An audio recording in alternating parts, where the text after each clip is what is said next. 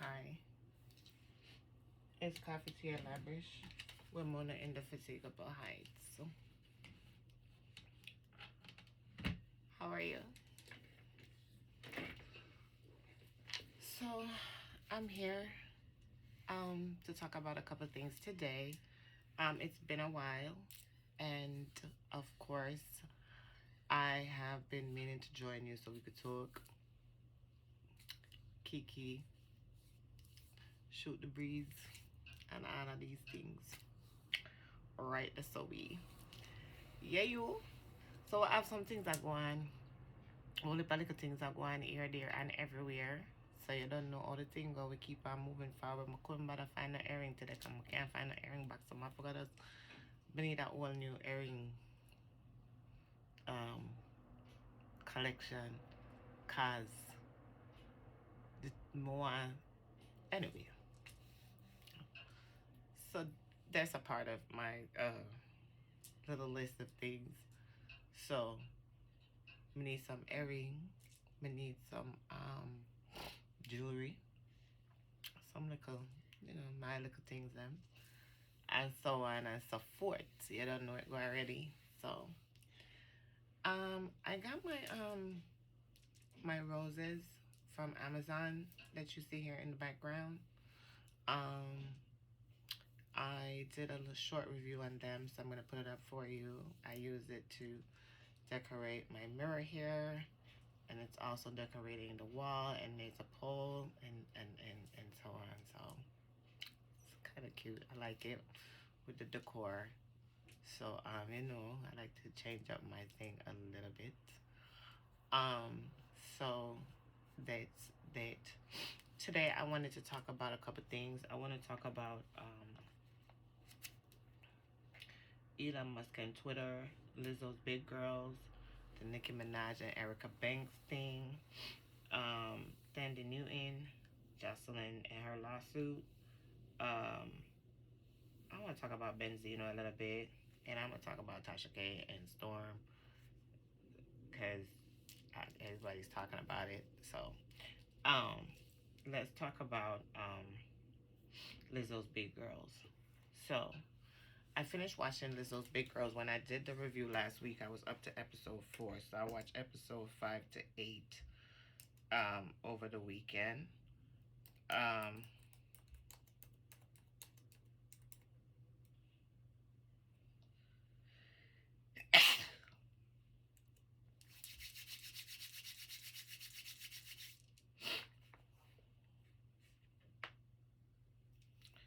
So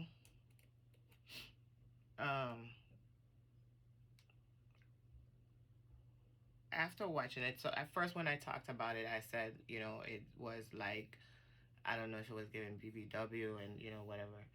But I watched it through to the end, and I think it was a really good show for empowerment and for women empowerment and for black women empowerment and for women of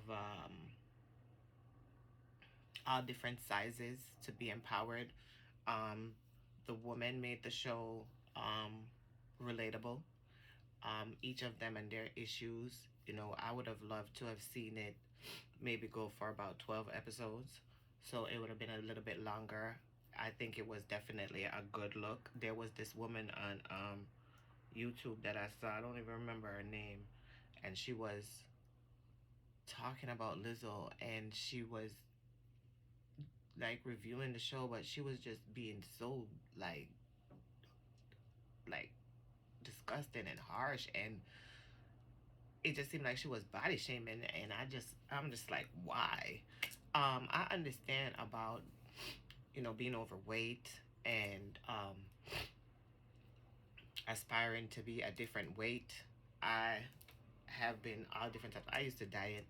I used to be overweight myself. After I had to my second daughter, I had put on a lot of weight, and I did not like it, and I wanted to get rid of it. And it was more like stress weight. It was more like weight with my situation, that I was in a very bad place.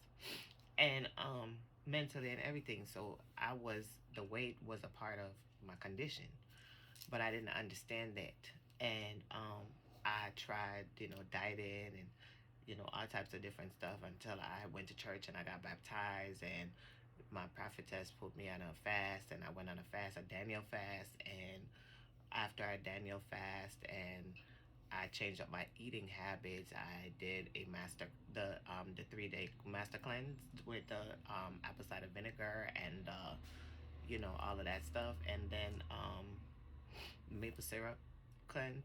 I did that, and I detoxed my body, and I stopped eating meat, and I stopped eating rice, and I went on like vegetables and beans and all that stuff, and I cleansed my body and my body, so I jump started my metabolism, and I managed to lose the weight. And then I realized that I had hyperthyroid, which is what gives me the bags under my eyes and so on, so like Graves' disease. So it makes me not want to move sometimes. It makes me feel like I want to just stop and not go, and like other different feelings and emotions. So it's that's something else we'll talk about one day. But so with my body being that weight or whatever, and then I went down to a size 4 after I had my son, and that was stress weight loss too. But stress on one end, stress on the other end, child, boo. So I lost all this weight, and I was a size 4, and now I'm a 6. So like and I like this weight. I've been a 7, 8. I've been a all types of weight. So I understand about being overweight, and I understand about not loving your body, and I understand about not loving yourself, and not liking what you see sometimes when you look in the mirror. So for me, especially Charity, like I said, when she talk about like the bleaching cream and all this stuff, because I'm Jamaican, and that's like a big part of our culture, is to have the bleaching people that bleach. And we are people that are very proud, but we our lives are steeped in colorism, and so we are like always we believe that if you're light skinned, then you get a better chance, you get better opportunities, and so on and so forth. And so a lot of Jamaican people, they do use the bleaching creams and stuff, and they bleach and they rub and they go on. So you don't know that go already. Me and my bleaching cream them too. I may use them sometime, every now and then, or whatever. And so just being transparent and honest, but like embracing my spirituality and stuff, it makes me like I don't want to, because I'm like, no, I gotta embrace my natural self and be natural and all that.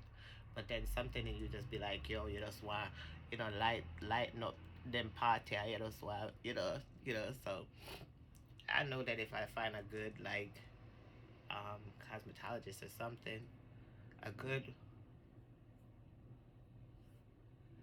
excuse me. True word. If I find a good damn doctor, I'll fix this, and then it won't bother me so much. Whatever. So let's go. I'm going off. So back to the girls. So see where that took me. It took me to a place of myself, and that's speaking about Charity's story. So it's very relatable. Her discovery, her discovery, of self through her story is very relatable. It takes you back to yourself. It brings you to you, and it brings you to think about your things that you have that you want to get past. And that was something that was good to see somebody work through those things, even though it was short. Her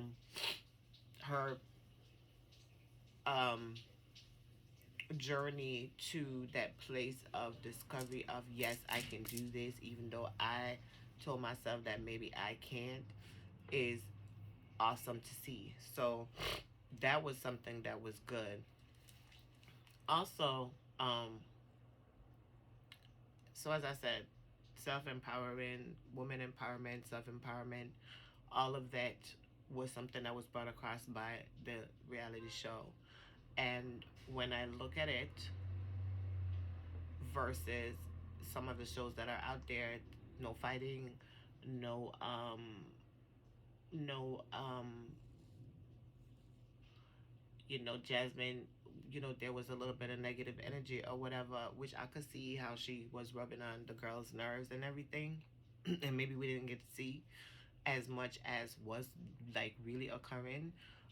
But it wasn't tolerated, and it was just like, okay, then you see that you have a problem, we see that you have a problem, go work on the problem, and we'll talk to you when you get a little bit of help. um that was good to see. So for a black reality show that is featuring black people, um it put them that put Lizzo in a good light, in my opinion. I respect that. I respect the fact that she didn't feel like she had to have them cat and cat fight and go at each other and bicker and everything, and promote it as a way of getting camera time, as we see with most reality shows featuring black people. So I do want to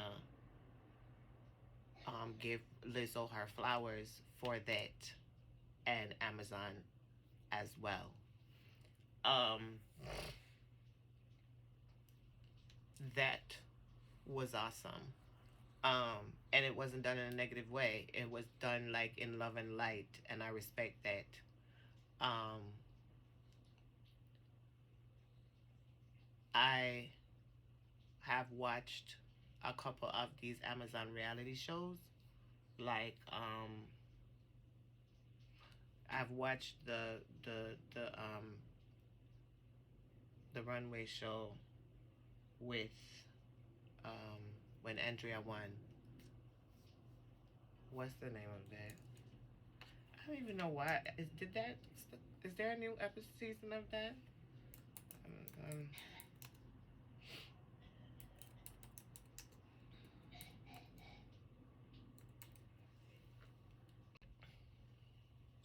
um, let's see.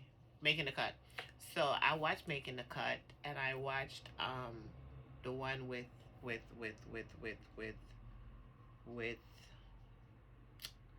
the Migos. What kind of be husband name? Um,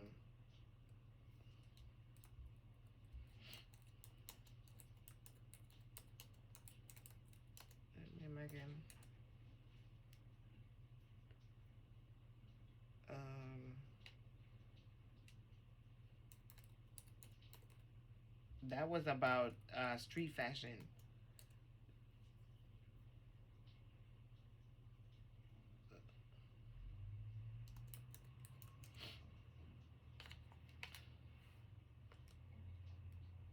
Um,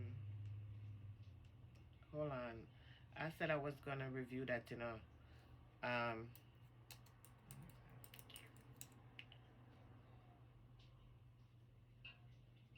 okay, Offset. Sorry. Sorry.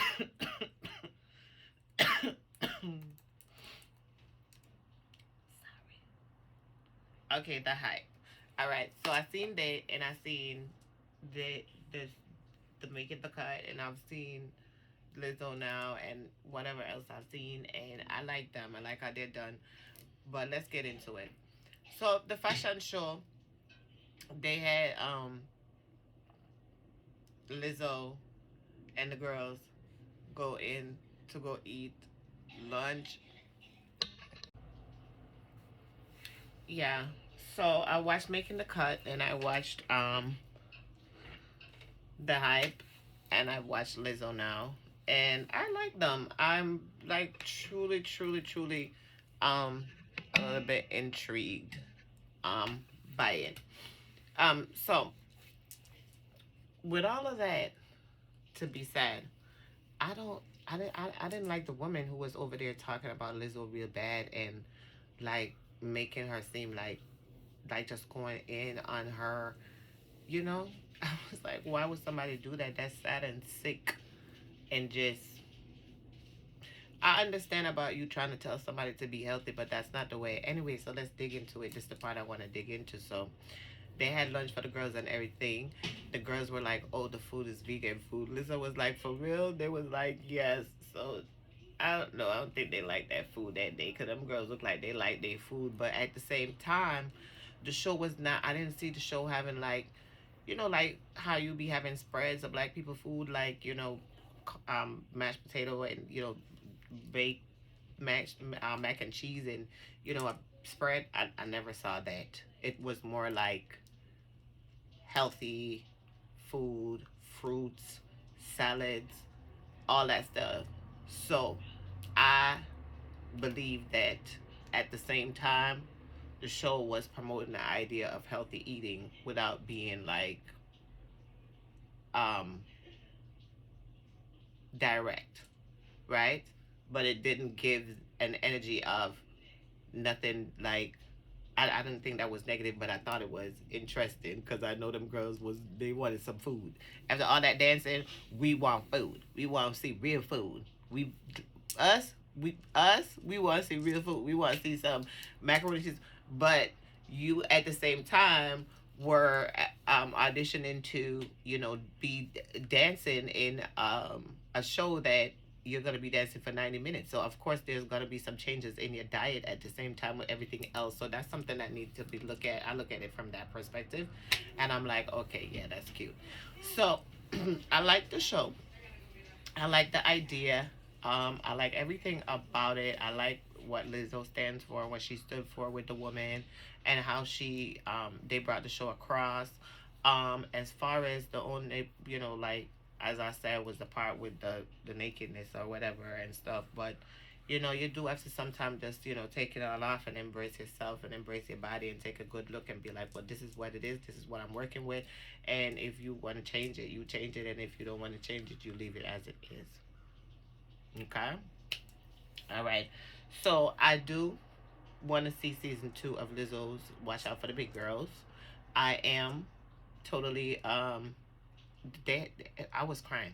I told y'all that I do not watch series because I don't want to become emotionally involved, and I do become emotionally involved in stuff. So I did not want to do that, but I ended up doing that. So let's get something I catch in the door. That was a part of it. So I was totally enthralled. It had me crying in a couple places, and like I felt bad for Jasmine when she was going home. I'm not gonna lie, but she, Jasmine was doing the most. When Adriana and Ashley got picked for the team, Ashley. I'm definitely a yes with, and Ariana, she was working really hard. So yes, I definitely see that. I don't see them in the show. Um, but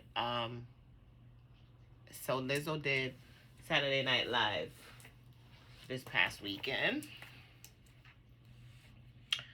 and she was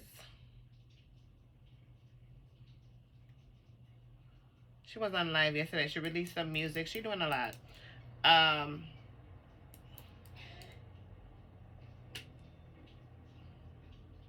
I forgot to call y'all. I got him in the bathroom steaming. I went and gave him some medicine, but he in the bathroom steaming right now. This weather change has been very difficult on us. Okay, so let's go back to the Saturday Night Live performance. She did have a couple of the girls on the show with her.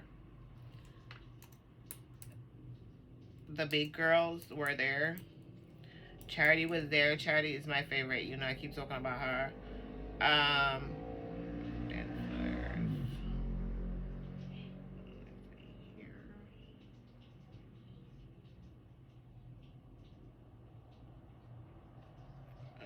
I think it was 4 of them there. I know I've seen 4 of them. I don't know who else I caught. I know I caught, wait,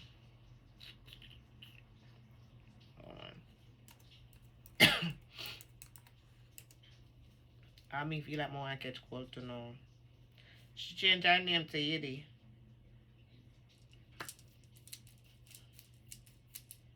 She changed her name to Yiddy. Okay, so Lizzo came out with a Yiddy clothing line. Her album is coming out July 15th. It's called Special. Alright.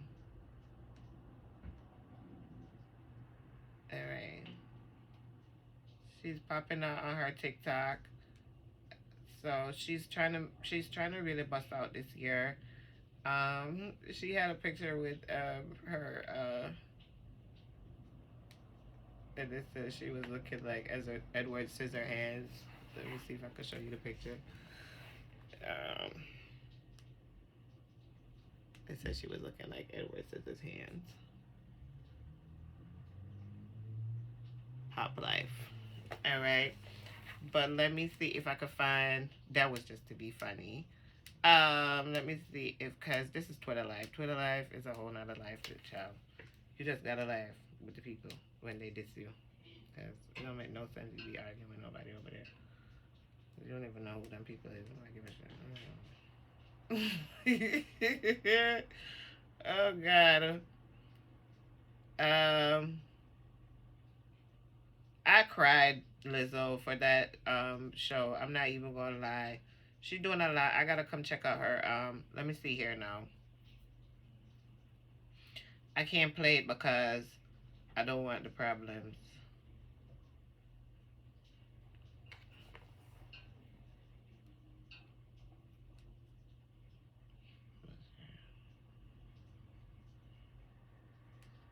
Okay, wait.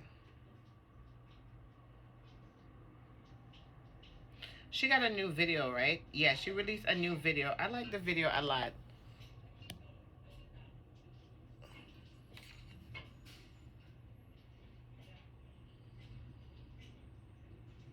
About Damn Time. Yeah. So that's it. She released her new song, About Damn Time, with a new video. I like the video. It's interesting.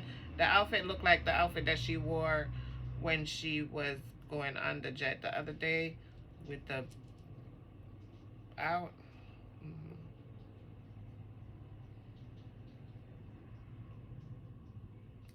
I think her new album is going to be called Special. Yes, the new album is Special. Alright, so Lizzo is having a moment, and I'm not even gonna lie.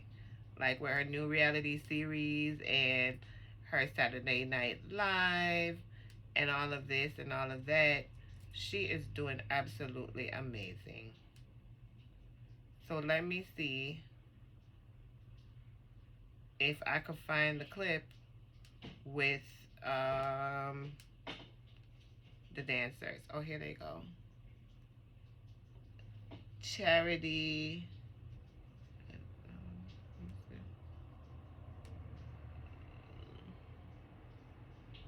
Asia. Yep, I see Asia. I see Ariana. I think that's her name. Lizzo was playing the flute on Saturday Night Live. I didn't even know she could play the flute. That was awesome. I know I seen those 3. So who did I cry about? What's her name? The girl.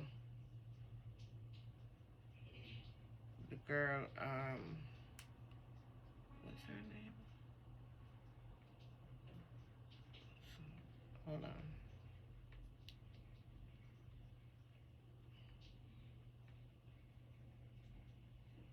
Tanisha did good in this reality show. I like her. She doing her thing. Yes. Yes.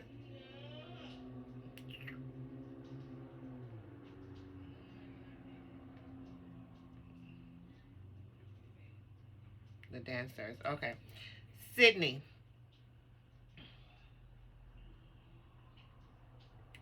Sydney is the one. I love Sydney. Sydney is beautiful. She didn't make it. I cried. I died.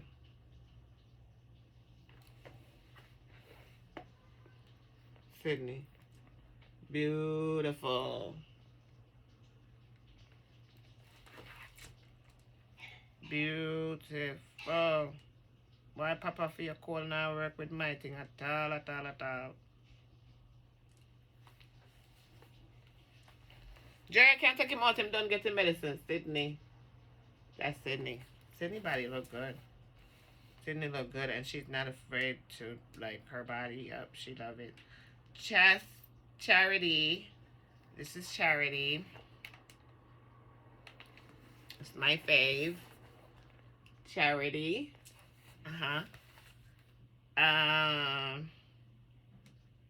And then there is Jayla. Jayla was chosen, but Jayla wasn't chosen in the end. Jayla needs to get stamina and Charity needs to get stamina. Them can't do no 90-minute show. Some of them big man. Moesha? Moesha? Is that what we call her on the show?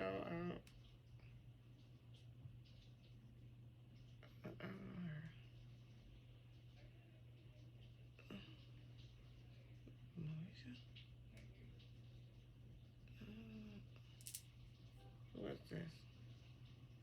Kiara. Kiara. Yeah. Okay, Kiara. I like Kiara a lot. She's a dancer. She deserved to win. She went on to the show, I think. Moesha. Oh my God, in the middle of, because I cried for Moesha because Moesha was there dancing and everything. She's so beautiful. She's so dynamic. Let me show you Moesha. She's the one with the blue hair. And I'm in love with her. Mo-Kate. I'm in love with her, right? Moesha. So, child.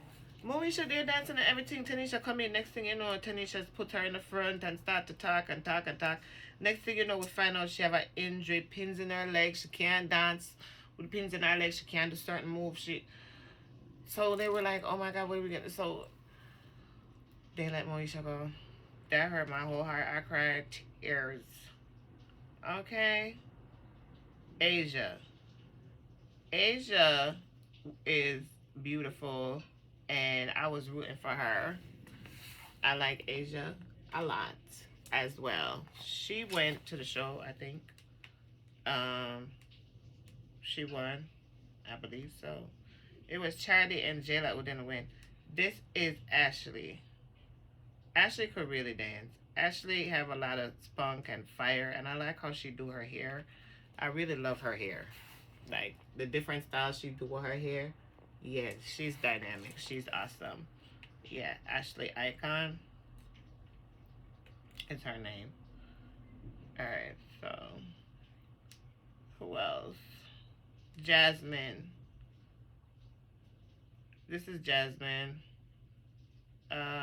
This was the one was giving all the trouble, and then she had to go because she crazy. Yeah, she crazy.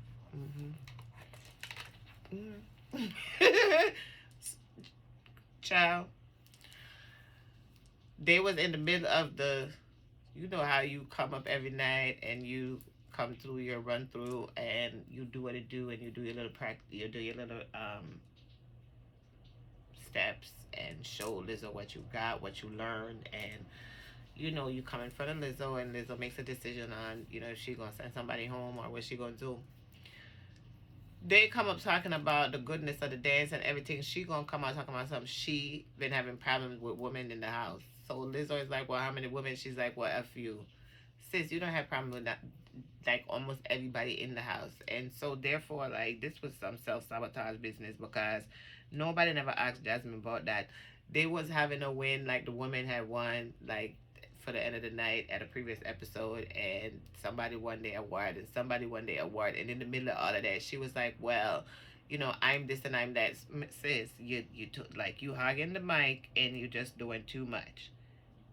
Ariana. Okay, so this is Ariana. I think Ariana had went to, she got the dance. Ariana. Yes, I really like her a lot. but I like Sydney more. So it was for me, Ariana, and Sydney.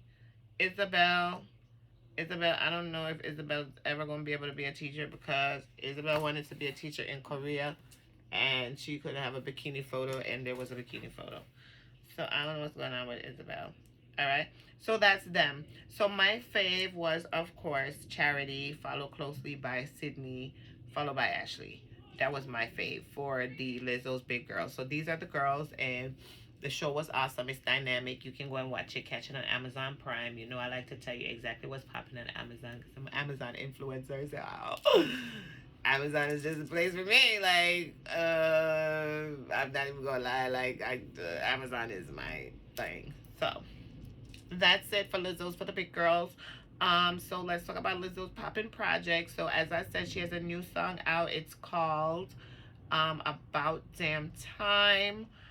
She has the reality show streaming right now on Amazon Prime. She was on Saturday Night Live this past weekend. She did awesome. It was fantastic. And she had girls from the show, watch out for the big girls, on the Saturday Night Live performance. So that was epic. Lizzo gets 2 thumbs up. She has an album coming out in July called Special. And so we just want to give Lizzo her flowers for everything that she has accomplished in this time right now. It seems like we're having a resurgent and it's a Lizzo moment. So we're going to give Lizzo all of the flowers we possibly can. And that's awesome. And that's it for Lizzo. All right. So then we wanted to talk about, Elon Musk and Twitter. Chill, Elon Musk and Twitter. After Elon Musk went out there and tried to perpetrate a coup on what's their name? You know what? I don't care about what Elon do. Twitter whole business perpetrated this whole act on Twitter. Try to muster a coup and try to overtake Twitter, and then purchase 9% of shares. He was supposed to we talked about this in the last episode. He was supposed to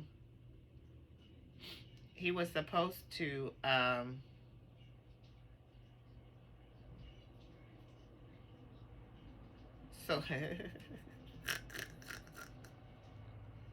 wait.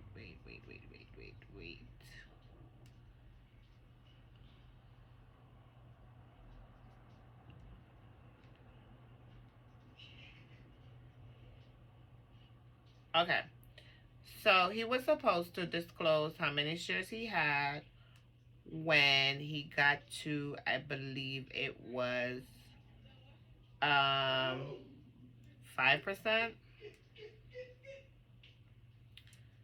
Yeah.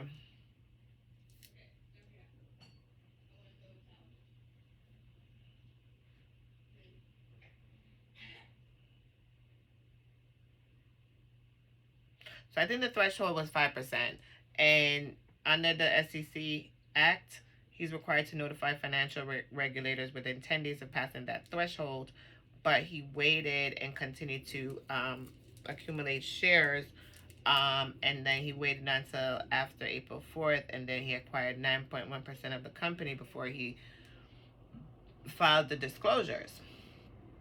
So Twitter was mad, everybody was mad. And then he threw himself a cyber party to celebrate that he opened up a new factory in Austin, Texas. So then after that, he so then he so since our last conversation, he then offered to buy Twitter. So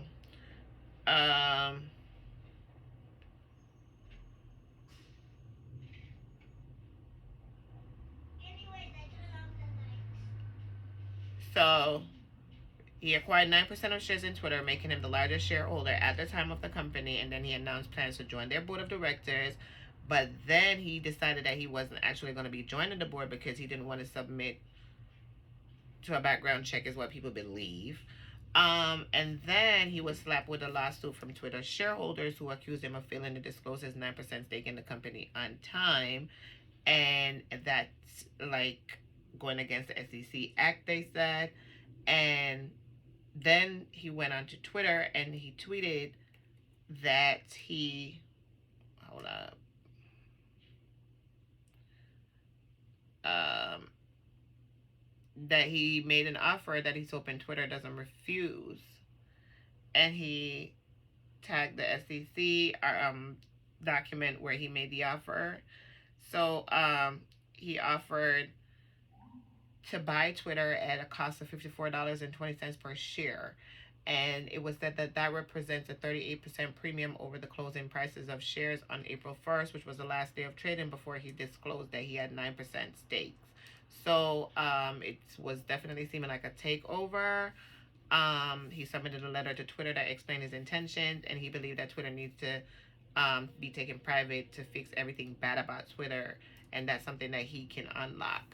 According to CNN, he says, I invested in Twitter as I believe in its potential to be the platform for free speech around the globe, and I believe free speech is a societal imperative for a functioning democracy. He said in a letter to Twitter, however, since making my investment, I now realize the company will neither thrive nor serve the societal imperative in its current form. Twitter needs to be transformed as a private company. And he addressed that letter to Brett Taylor, the chair of the Twitter board, not the CEO, Parag Agrawal, who assumed that title last fall. And then it says, Twitter has extraordinary potential. I will unlock it. So I don't know. Elon wants to unlock Twitter's potential. I don't know what he means for free speech, because Twitter seems to me to be more of like a group think. Like people get together and think the same, and then it becomes a hive, and then they start to do all types of stuff with the one mind and the hive mentality. But I don't know. So I don't know what he's so what's so yeah. So Twitter acknowledged that it received this offer and claimed they were reviewing it to see if it would be in the best interest of the current shareholders and the company in general. And then I told you that, I don't know if I told you, but um, he said that if Twitter turns him down, then he have to reconsider, and that's probably like gonna be dumping his shares. That would be, interesting. And according to delisting, Twitter is delisted. Twitter is already a pretty high temperature dumpster fire, and many Twitter users are predicting an Elon-owned Twitter could develop into something even worse. So I don't know what they mean by that, but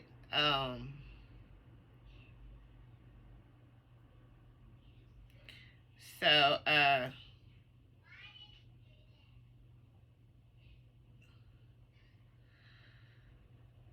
then they said that the Saudi Prince Al Walid bin Talal, who is a majority stakeholder in Twitter, rejected Elon's offer, saying that it's too low.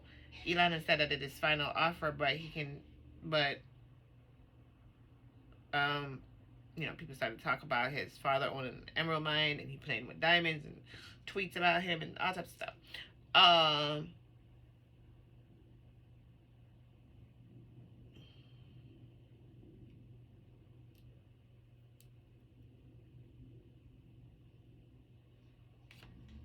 Right. So that's it. So after that, Twitter then decided to develop what they call this poison pill um, against Musk, right? And the poison pill is like a defense to block anybody's takeover. So, the Wall Street Journal reported that Twitter had adopted a poison pill in an attempt to block Elon's takeover. It's a defensive strategy, also known as a shareholders' rights plan. Deadline says this approach makes hostile takeovers more expensive and complicated for a buyer, and allows existing shareholders the right to buy additional shares of Twitter at a discount, effectively diluting the ownership interest of a new hostile party. So Elon's stake is rendered less valuable, and it'd be harder for him to control a majority of shareholder votes in favor of his acquisition. This will take effect if his stake grows to 15% or more. And the AP says the move injects another twist into a melodrama, and it's essentially Twitter gearing up for a battle. So They said even if it discourages his takeover attempt, Musk could still take over the company by waging a proxy fight in which shareholders vote to retain or dismiss the company's current directors. Twitter said the plan doesn't prevent the board from negotiating or accepting an acquisition proposal if it's in the company's best interest. They're gearing up for a battle here with Musk, said Daniel Ives, an analyst for Wedbush Securities. They also have to give themselves time to try to find another potential buyer. So, Columbia University law professor John Coffey says that Elon could fight Twitter's strategy in court, but no court has overturned a poison pill in the last 30 years. Analyst Daniel Ives said that Twitter's poison pill is a classic defensive maneuver, but on Wall Street it could be seen as a sign of weakness. So it sounds like Twitter shareholders are going to have to like get together and try to come together and decide exactly what they're going to do with this that Elon is doing right now.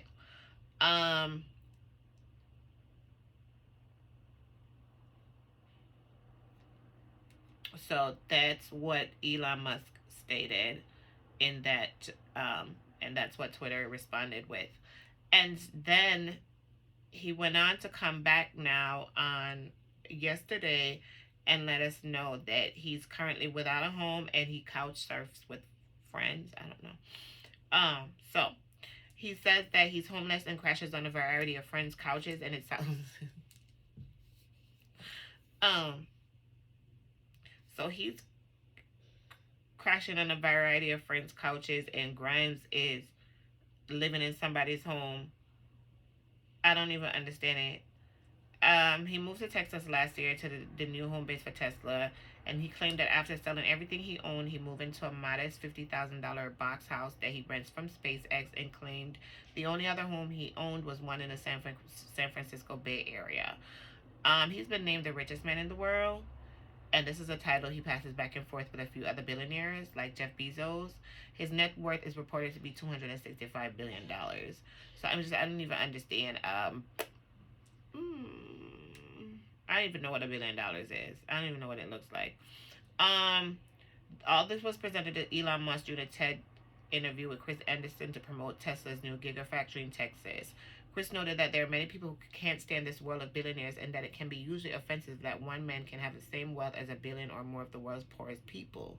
If you're one of those people, then don't look at Elon Musk that way, because he is like living in poverty basically, because he said, I don't even own a place right now via Complex. He says, I don't even own a place right now. I'm literally staying at friends' places. If I travel to the Bay Area, which is where most of Tesla's engineering is, I basically rotate through friends' spare bedrooms. So people just have Elon Musk a catch with them, and Elon must have so much money. It must have give them a good amount of money for stay at them place like hotel. It must use Elon. Is it Airbnbs, your friends renting up? You know what? He says that he doesn't have the same frivolous spending habits as those in the same tax bracket as him, claiming his biggest purchase was a plane that he uses because without it he would have less hours to work. Oh, okay. Yeah, so that's the latest for Elon, and that's what we wanted to talk about. So let's talk about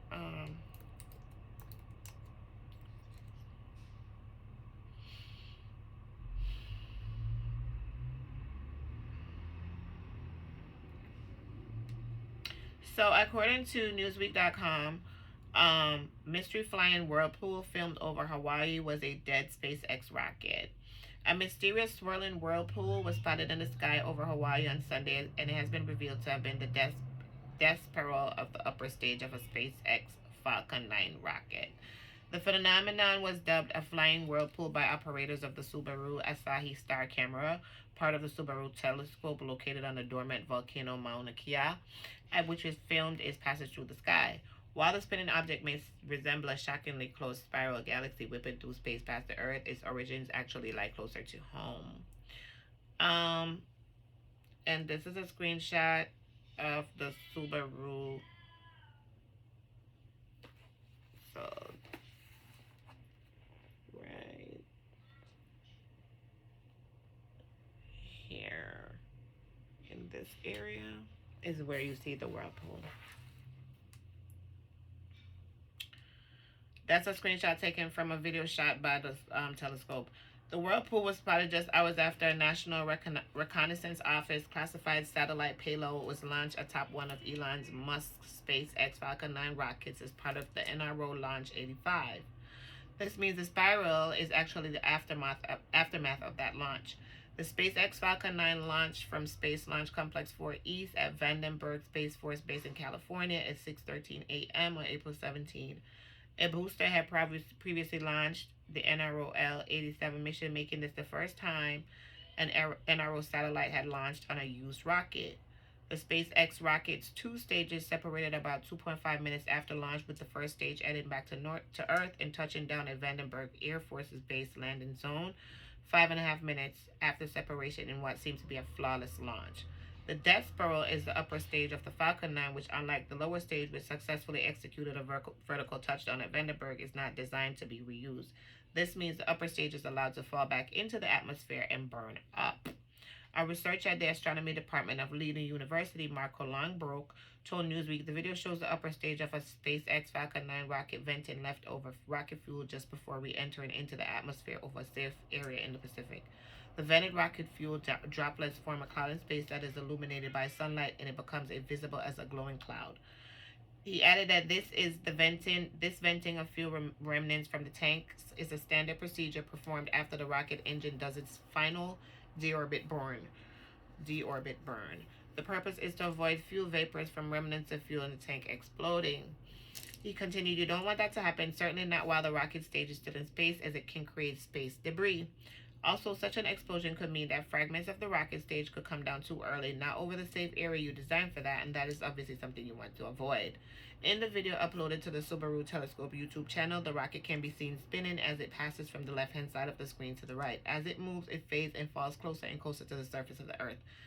This isn't the first time that a rocket has created a mysterious spiral in the night sky over Earth. In January this year, another SpaceX rocket, this time launching from Cape Canaveral Space Force Station, created a fiery spiral over the skies of Oklahoma, CBS News reported. The phenomenon was captured by meteorologist Lacey Swope, who uploaded a stunning image to her Facebook page on January 1st. So the rocket gives off this whirlpool-looking, alien-looking thing. So, like, if you see that, probably you would think it was an alien type of, what's in the sky. And that's her pictures that she posted of that. Linebrook added a very similar spiral cloud was photographed by a Dutch commercial pilot over East Africa following the ill-fated Zuma spy satellite launch, also by SpaceX on January 8, 2018. It was photographed from several other locations in East Africa, too, at the same time. The spiral probably results from rotation of the rocket stage. We have seen this more often with the Falcon 9 fuel vents. This spinning is probably intentional. Spinning the rocket stage over its long axis is a way to stabilize the attitude of the rocket stage, and in that way, control drag from the upper atmosphere.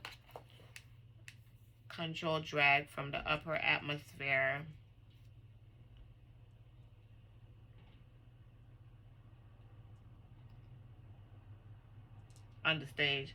That is important to have the stage enter the atmosphere in the designated area. He concluded by saying that other rockets can create differently shaped phenomena. I personally observed a fuel vent connected to the launch of the Landsat 9 satellite last year on 27 September 2021 from Leiden, the Netherlands, which was spectacular to watch. This was not a spiral-shaped one due to another rocket type used for that launch, but V-shaped, another frequent shape for these events. SpaceX did not comment to Newsweek about the mystery. Okay, so that's it for the SpaceX news. They launched, they rolled out Falcon 9 and Dragon capsule to launch pad for NASA's Crew 4 mission. So that's occurring.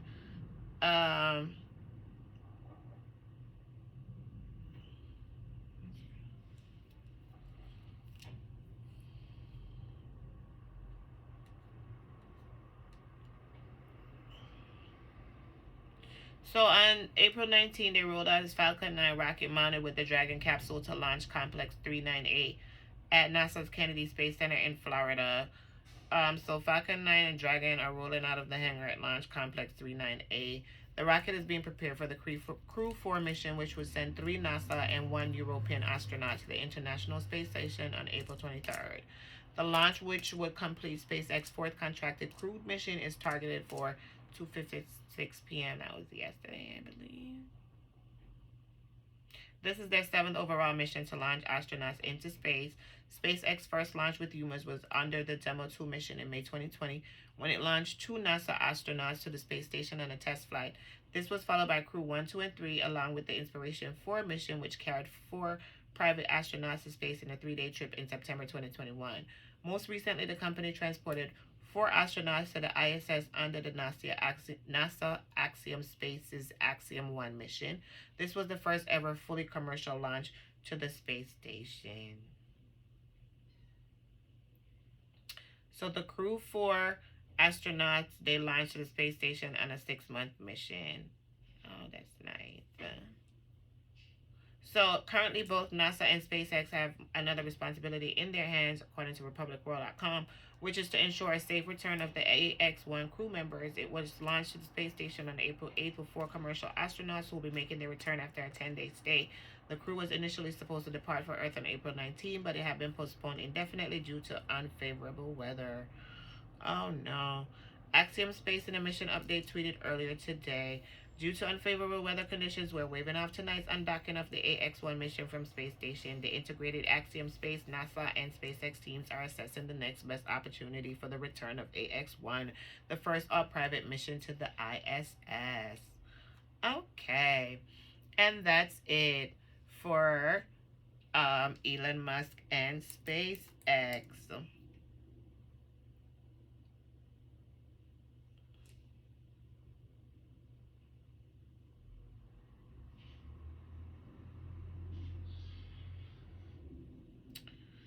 Let me see what we are doing over there. So, according to Yahoo News, NASA invents revolutionary material 1,000 times better than state-of-the-art spaceship alloys. NASA scientists have invented a new metal alloy that is 1,000 times more durable than current state-of-the-art materials used in aviation and space exploration. The U.S. Space Agency believes that alloy GRX-810 could revolutionize space travel as it can withstand far harsher conditions than existing materials used within rocket engines. The material has twice the strength, 3.5 times the flexibility, and more than 1,000 times the durability under stress at high temperatures. This breakthrough is revolutionary for materials development, said Dale Hopkins, Deputy Project Manager of NASA's Transformational Tools and Technologies product. New types of stronger and more lightweight materials play a key role as NASA aims to change the future of flight. Previously, an increase in tensile strength usually lowered a material's ability to stretch and bend before breaking, which is why our new alloy is remarkable. So that's it for NASA. I'm not going too deep into that. You can check out that information on yahoonews.com. All right, so we're done with that. We're done with Elon Musk and Twitter. I guess we're not going to really know too much about Baby X. Elon said he don't really live nowhere right now, so that's it. Let's talk about Nicki Minaj, Erica Banks, and Leray. Okay, so the girl Erica Banks, I don't know, she rap. Y'all know her. She came up this week talking about Nicki Minaj only works with girls who can't rap. Like, who does that? She's actually looking for a feature. So, Leray did a song with Nicki Minaj recently, Blick Blick, which I like. Watch the video and I like it. I'm going to do a little review of the video, I think. I'm going to review that video and then I'm going to review. Leray is currently enjoying the success of her latest single, Blick Blick, according to Yahoo.com. It has Nicki Minaj on it, and it debuted at number 10 on Billboard's Hot R&B Hip Hop Songs and in the top 40 of the Billboard Hot 100. But the girl who sings Bust It, rapper Erica Banks, is saying that Nicki Minaj works with girls who can't hold their own in the studio, and Leray had an answer for that. So Banks was speaking with Revolt TV for a live interview with Big Fakes, and that was published last Friday. She said, I love Nicki, but I just felt like I've been trying to reach out to her for a long time, but I felt like she kind of ignores me and she entertains girls who really can't rap. Now, who the hell is going to do that? Who does that? You said you reached out to her. You said that you've been trying to reach out to her. So, sis, why you ain't just keep waiting for her to reach out back to you? Sis is analyzing you and assessing you. But if you gonna go do an interview and say something like that, then what do you expect? You expect me to work with you after this? No, I'm gonna unfollow you and you could run along, because you're looking for the feature from me. And how dare you? I don't even understand. Like, collabs are like business deals. People do them based upon what they're trying to. Everybody has an agenda. What Nicki Minaj agenda is, you don't know, but you're gonna put yourself in the middle of it to tell her that she work with people who can't rap. Like, who would do that? She don't work with Megan. Look at Megan. She don't work with Cardi B. Like, girl, what are you talking about? Like, it don't make no sense. Like, you just hating. So she didn't give any names when they pressed her. She said, I agree that. She said, I agree that Nicki kind of F with the girls who can't really rap when you got the girls over here who really do. Now, some people might get mad at me for saying that, but it's the truth. Everybody can't rap. I'm saying it because not everybody's going to say it. So, um,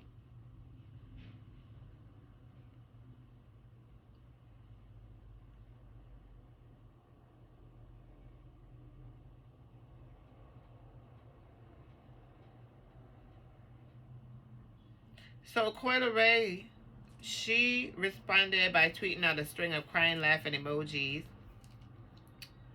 Asian Doll also chimed in when her fans started comparing her to Banks. She said, "Ayo, don't speak on me, including me and my name and everything I've built randomly involving me in the next person's situation. I don't agree or respect what she said, so the side-by-side pics ain't giving at all.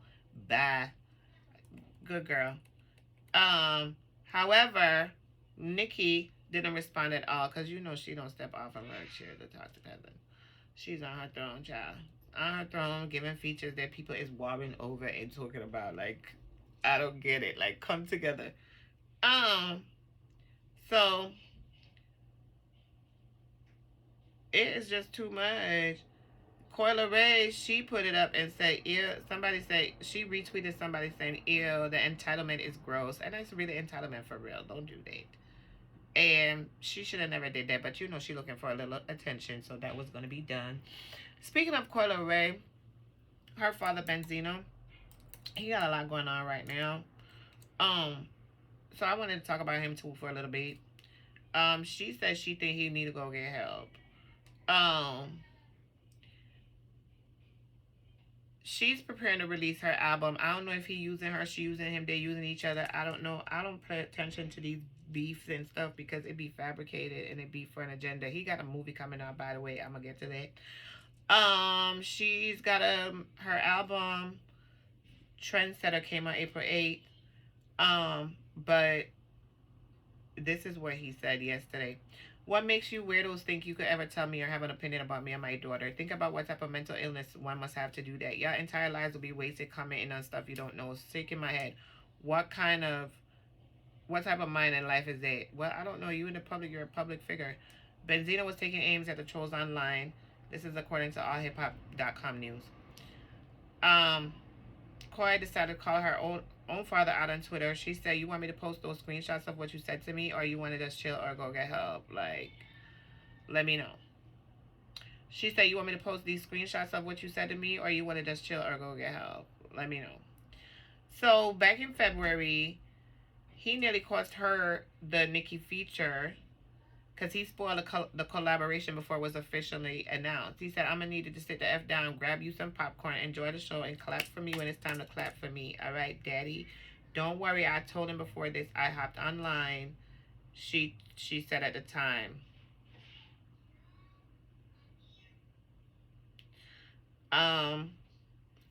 She made it onto the project. The song peaked. It did what it did. But her low sales for Trendsetter caused him to address his relationship with his daughter. When they say he made fun of the account, he says he doesn't run that account. He lost that account. They stole it from him and all this stuff. And that was the beginning of it. And then they was having this back and forth. So before we go there,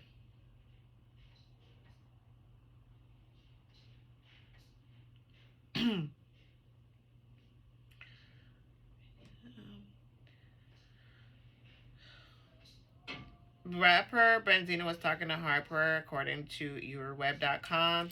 He said 50 Cent's latest comments about him are disrespectful, especially after he claims he helped 50 Cent early in his career in connection with a stabbing incident at the Hit Factory in 2000.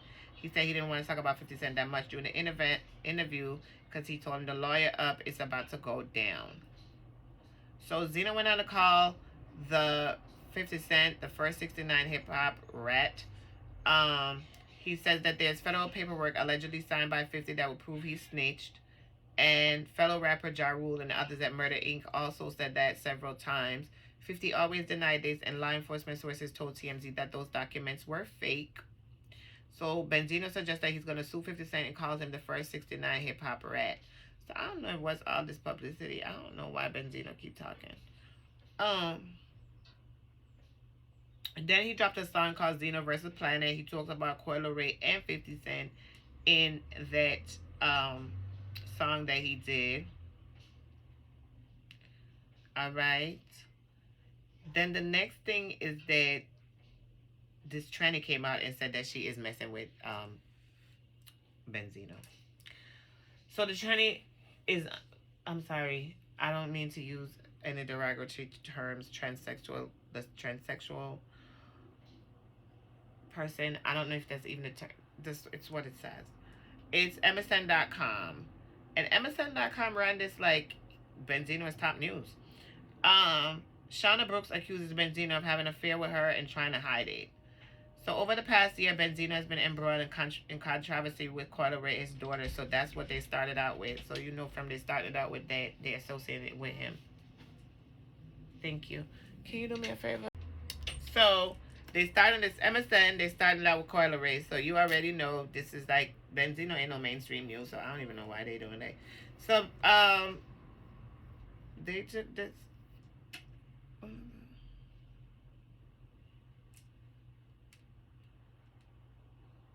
So, oh no. It's Daily Motion. They have it. I guess they're advertising over there. Hold on.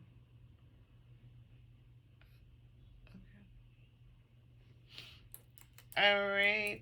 Give me 1 minute. So, they said, according to Daily Motion, over the past year, Benzino has been embroiled in controversy with Coi Leray's daughter. He had to deal with accusations of not being an active father, and he and her have made amends, but this adds to the stigma against him. Now he has to contend with Shauna Brooks, putting him on blast. Shauna shared phone calls between herself and a man who sounds like Benzino. On the call, it seems like he's trying to get Shauna to not reveal that they're dating each other, and she leaked the videos. So Shauna Brooks came out. She was like, "Okay, since you talking, I'm gonna tell out everything." She put it out, but when I listen to the recordings, it doesn't, like, as a black woman, you're like, okay, we don't like download man because we rather you let us know that you're doing what you're doing or whatever. But this sounds like this man is trying to explore himself. Like this is the first, like he's trying, like I don't know. He's saying, I don't know.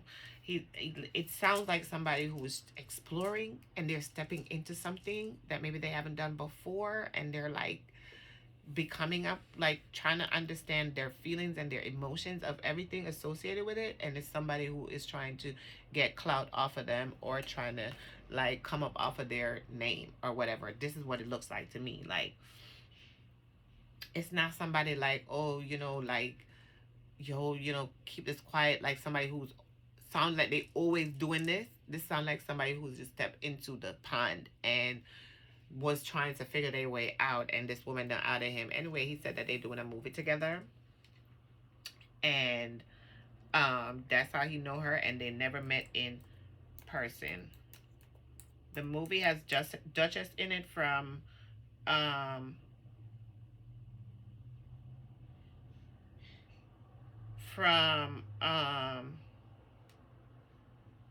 what's the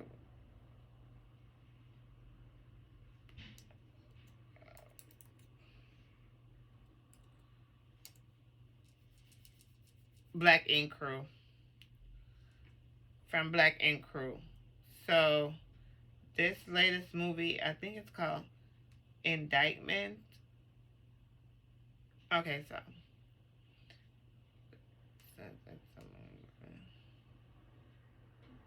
Shauna is a well-known transgender model actress. Benzino says it's a movie trailer that they were at. Well, he didn't say it was a movie trailer. He said they um, gave Shauna his number because Shauna wanted to talk about something about the movie, and they were talking about the movie, and they never met each other in person, and he ain't got no good reason. So I don't know what's going on with that exactly, but I feel some type of way because I feel like that person was looking for clout, like the way how they just outed him like that. That was like literally looking for clout. It wasn't like, okay, you know them people that just want to spite you, and to me personally, when I see all this stuff coming out about Benzino right now, as I said, I don't know if Benzino. I think it's all because they're trying to give Leray the boost. So all of this, her father's name in the media every single day, and it ties back to her. So you go to MSN.com and you see the story for Daily Motion talking about Benzino and the transgender, but then you see it's the sentence that starts the story is him and Leray been having problems because they want to put Leray on the map for some reason. When you see Nicki Minaj do a collab with an artist, Erica Banks could come and talk about she do collabs with people who can't rap. These are people that the industry is getting ready to put to the next level. So I don't have no questions about that at all. Okay. Um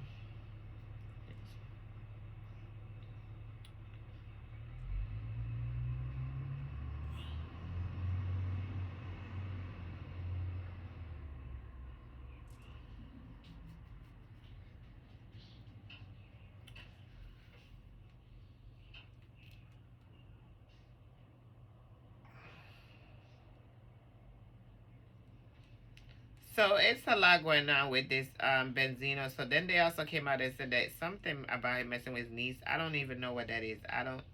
I'm not seeing that anywhere in the mainstream news. I don't know why that is.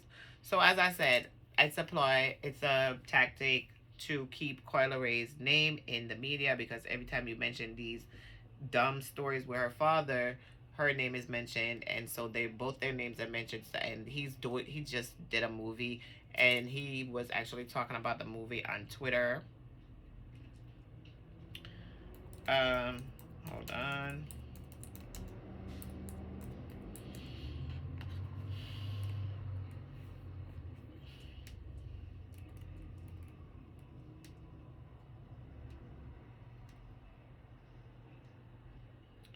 Let me see if I can find it.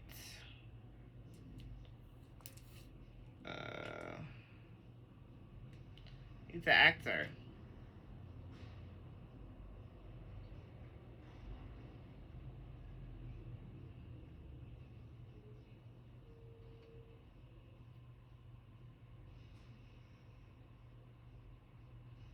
He said, to all you weirdos who like to throw shade at me about my daughter, understand that she's my daughter. I made her, raise her, love her, and proud of everything she's doing.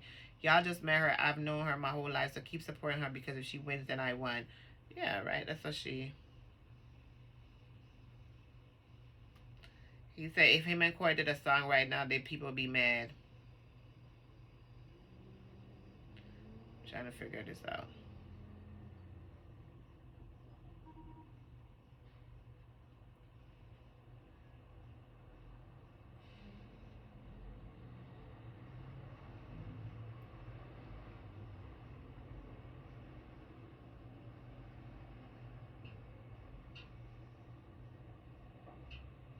He dropped a track in and he said he got 2 million views in 5 hours and 13,000 comments. So he feeds this Xena versus the planet, and he's dissing, the people, and he's talking about the track. But I want to find the movie. Oh, here it is. False advertisement. He said the movie is a comedy drama, and the first time I ever did a comedy. It already won an award and is debuting on Tubi next month. Don't be fooled by fools who just want to defame my character. So this is the movie. Like I said, it has Duchess in there. Let me show it to you. It's on his Twitter account, and it is dated April 15th, where he puts that up. So it's also got a clip. The clip got like 6,000 views. Um, mhm. So that's it. So he has a movie. His daughter has an album. He has a songs. He's coming back. They're coming together. They're doing this together, and that's what it is. Nobody mad about that with them. They'll be okay. So that's Benzino and his child. I want to talk about Thandiwe Newton. Um, Thandiwe. All right. On April 5th, 2021, Delisted says Thandiwe Newton is reclaiming the correct spelling of her name. Thandiwe has been in the news lately for the past couple weeks. Well, in the past week, saying that she's going to rehab and that she had a big argument with Tatum Channing on the movie Magic Mike #3 that they're supposed to be filming, and she got kicked out of the movie, and her agent had to come to the UK and come get her because she fired her UK agent that she had for like 20-30 years. I don't know, we're going to get there. However, back on April 5th, 2021, last year, 2021, April 5th, Thandiwe came out and said, well, Delisted told us that on April, so around that time last year, which is around this time, she said in an interview with British Vogue that she declares herself Thandiwe Newton, which is the correct spelling of her name. She said, "That's my name. It's been always my name, and I'm taking back what's mine." Apparently, she said Thandiwe means beloved in Shona, which is a Bantu language of the Shona people of Zimbabwe. She's Zimbabwean. And Thandiwe's mother is a granddaughter of a Shona chief, which makes her, Thandiwe, and her daughters all Zimbabwean princesses. Because I told you all, they find these people that are royalty and have royal blood to come into the industry because of their DNA.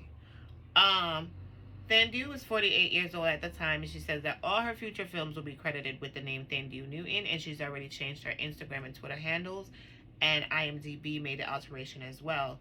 She also tweeted the explanation of how the W got dropped. She said, "The director of my first film asked to use my actual name for the character because it was authentic and beautiful. I felt flattered and agreed. And then in the credits, they used my nickname to differentiate from the character name. They stole my name, and I'm taking it back." All right, so they used her real name for her character and then went ahead and changed her real name to her face. So just gave her this name out of nowhere. They also asked her to be a bit darker. Be darker by Monday, they said, and when she auditioned for the role. So she spent that weekend covered in coconut oil and frantically bronzing. She said she got the role. "Colorism has just been the funniest. I've been too black, not black enough. I'm always black. I'm just like, what do you people want?" The movie that she filmed was called Flirting, and it was this is according to delisted.com, a 1991 film that she co-starred in with Nicole Kidman. The director in question is John Dugan, Duigan, and she has long been vocal about how he preyed on her when she was just 16 and he was in his 40s. I thought they said he was 39. "There's a moment where the ghost of me changed, she says, thoughtfully zoning back in time, eyes hardened. And it was then, it was 16. He derailed me from myself utterly. I was traumatized. It was kind of PTSD for sure. I was distraught and appalled that a director had abused a young actress and that it was happening elsewhere. Minors getting abused and how messed up it was. I was basically waiting for someone to come along and say, well, what shall we do about this?" So the article continues and goes on that the violations by Dugan lasted 5 years, 2 of which were termed a relationship after he sought her parents' blessings for her to be his girlfriend when she was 18, while asking her to hide their previous intimacy. If people questioned what this older man was doing with this young girl, he would tell her they were being racist towards her, and she believed him. At 20, she managed to free herself and move into her first flat. There, continuing with her anthropology degree at Cambridge and doing 2 more films with him out of shame and guilt for abandoning him. She's been speaking about her abuse long before Me Too. She became an activist, worked with the Say Her Name hashtag Say Her Name campaign, the City of Joy Project, and helped establish 1 Billion Rising, which campaigns to end violence against women. She says she's no longer afraid of the red carpet, which has always reminded her of her invisibility. The thing I'm most grateful for in our business right now is being in the company of others who truly see me and to not be complicit in the objectification of Black people's lives, of Black people as others, which is what happens when you're the only one. She tweeted that after her interview with the Vogue interview, her daughter told her that she was the baddest and that she respected it very much, what Thandiwe had done. Um, so that was 2021 last year. And then this year, she had an issue with Sean Penn. He made a comment about feminized men and she laughed about it. And then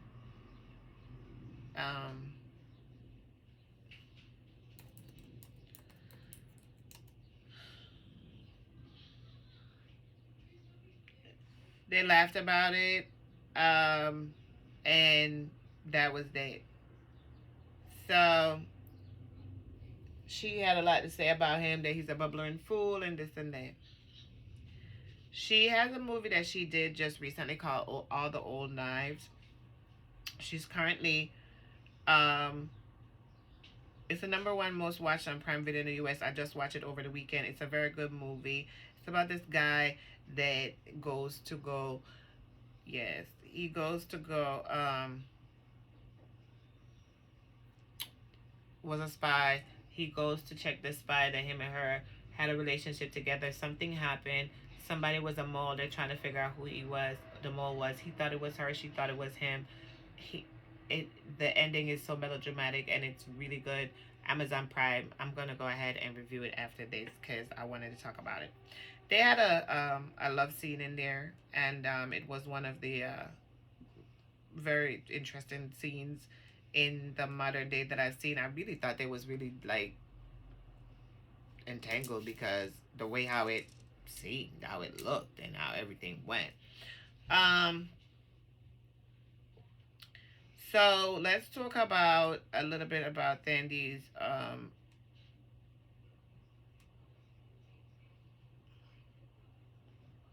she looked rough in the movie. She looked like she was going through something. I don't know what she was going through, but she really looked like she was going through something. I think that she's been silenced for a long time. And there's something else that I wanted to talk about. I don't know if it was Variety. The interview was Variety or Vanity. Maybe it was Variety. I don't know. Hold on.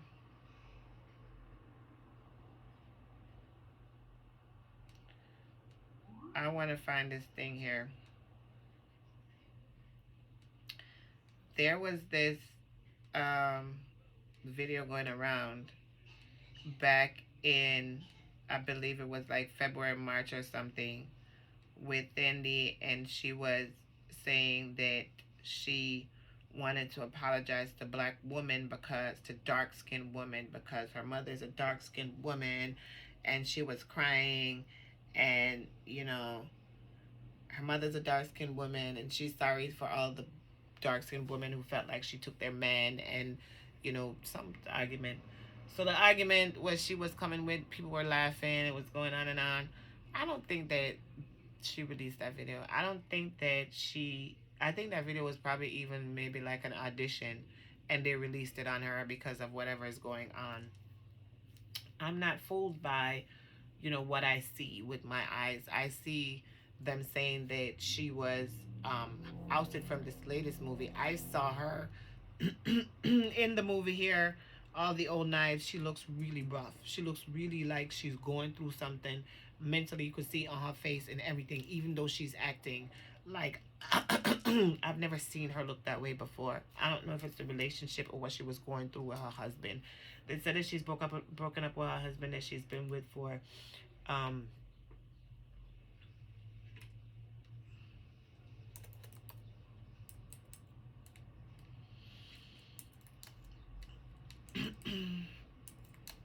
She's been with her husband for quite a while. Um, I don't know, they said 30 years, 20 years.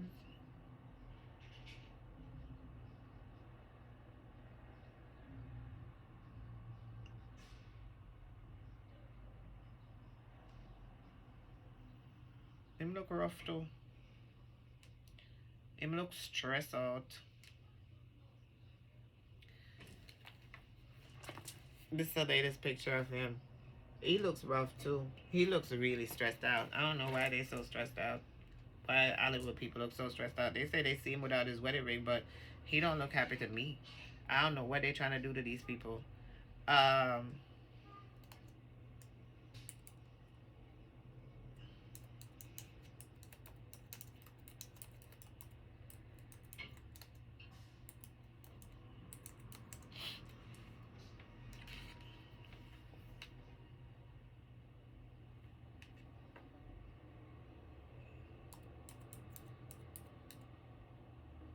she's been married for over 20 years. Over 20 years they've been married, okay? So they're having a divorce. I don't know the specifics. I'm pretty sure we're gonna get a statement soon or something soon to let us know exactly what, they're gonna tell us occurred or whatever. But I think it's a little bit more. Um there was um something else.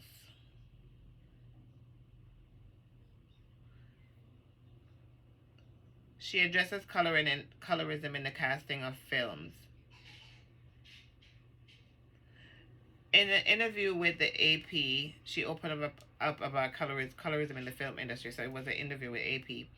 She said, "I wanted so desperately to apologize every day to darker skinned actresses," she said, "to say I'm sorry that I'm the one chosen." Newton, this is according to NPR.org. Newton, who is biracial, is often criticized for benefiting from her lighter skin. In 2012, she was casted as an Igbo woman in Half a Yellow Sun, which caused a stir online as a, Yoruba. In 2018, she had to respond on Twitter after receiving backlash for referring to herself in The Guardian as the first dark-skinned woman in a lead role in the Star Wars legacy.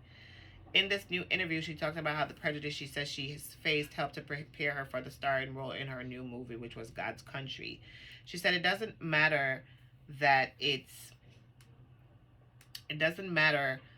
from African American women more than anyone else. I receive prejudice. Anyone who's received prejudice feels this character.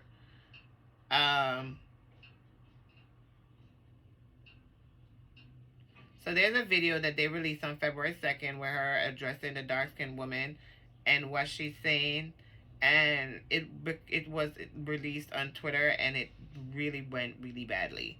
However, there was something else that occurred with Thandiwe.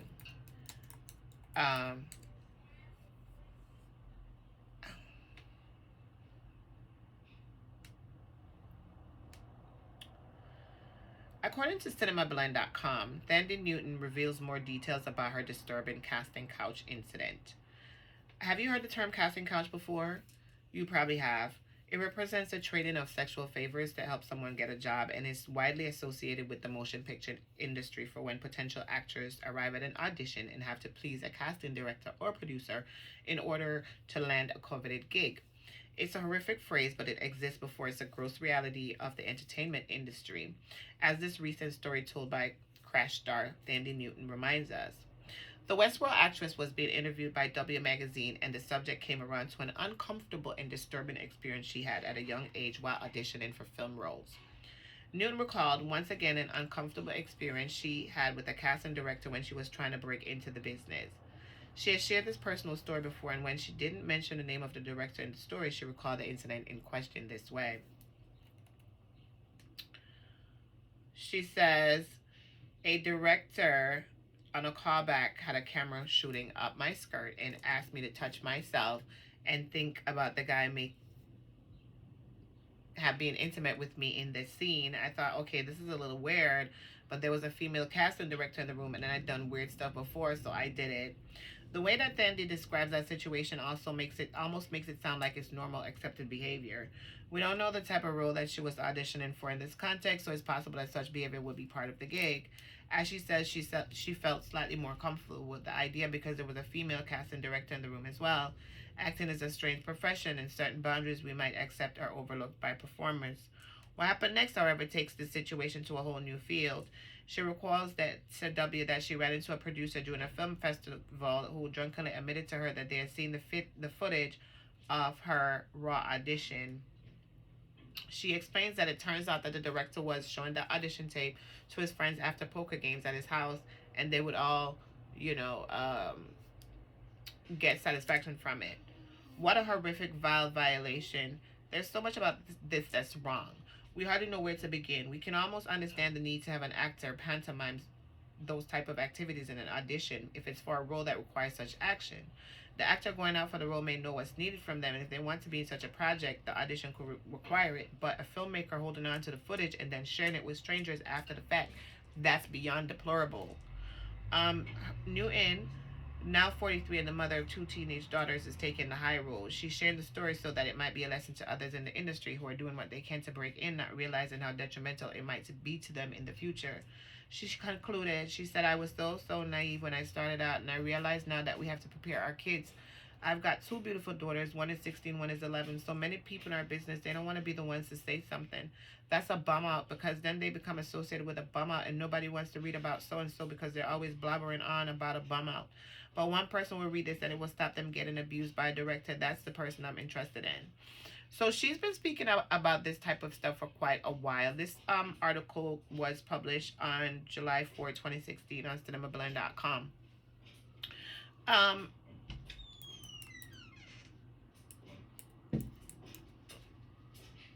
Hold on. Okay, so she's been speaking about this casting couch experience and her experience and these experiences. And I'm pretty sure that the powers that be are not happy with what she's been going on with. And I think that's a part of the reason why she's been having these difficulties lately. I don't know what's going on. But then she posted this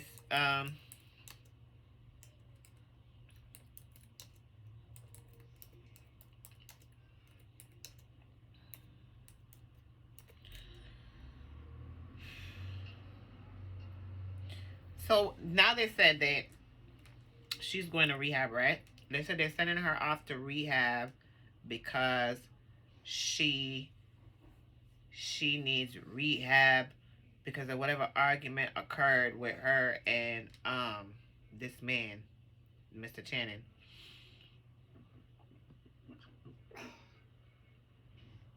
She posted this image to her Instagram page. Now, according to page 6, Thandiwe Newton appears to be wanting to send a message as she deals with turmoil in her personal life. The actress, who may be heading to rehab amid her separation from her husband of 24 years, his name is Al Parker, posted a now deleted photo of a lingerie corset dress on her Instagram stories that read, "Do we hate our women?" The dress also had the words, "I wonder why we take from our women, why we RAPE our women, do we hate our women," woven on the sides of the bodice. The words are from a Tupac song. The Tupac song, what song is it? Keep Your Head Up. And let me show you the dress. Let me show you the image.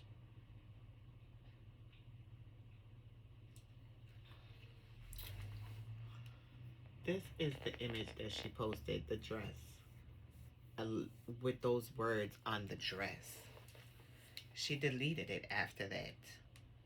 Okay. So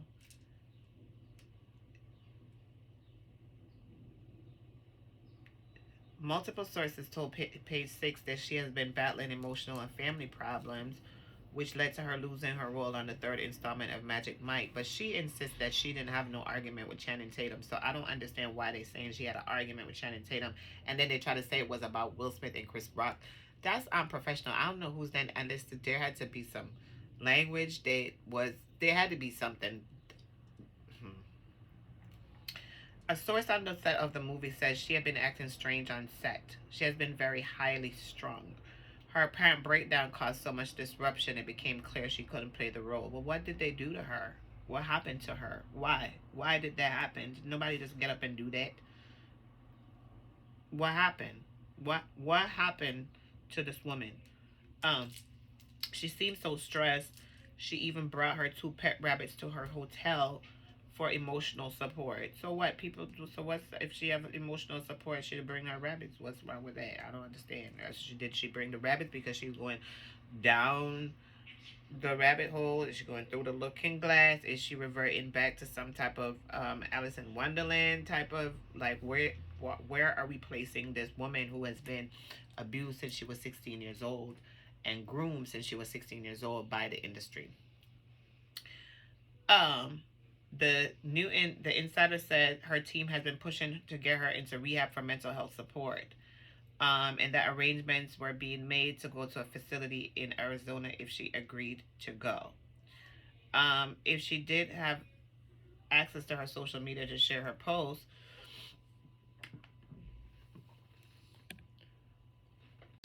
it would seem that she hadn't been checked in yet. Her rep did not return the response to page 6. And after she was asked from Magic Mike, The Last Dance, there were many conflicting reports about whether she had been fired following a fight with the film star and producer. Multiple sources said those reports were false, and she exited the movie because of personal family matters.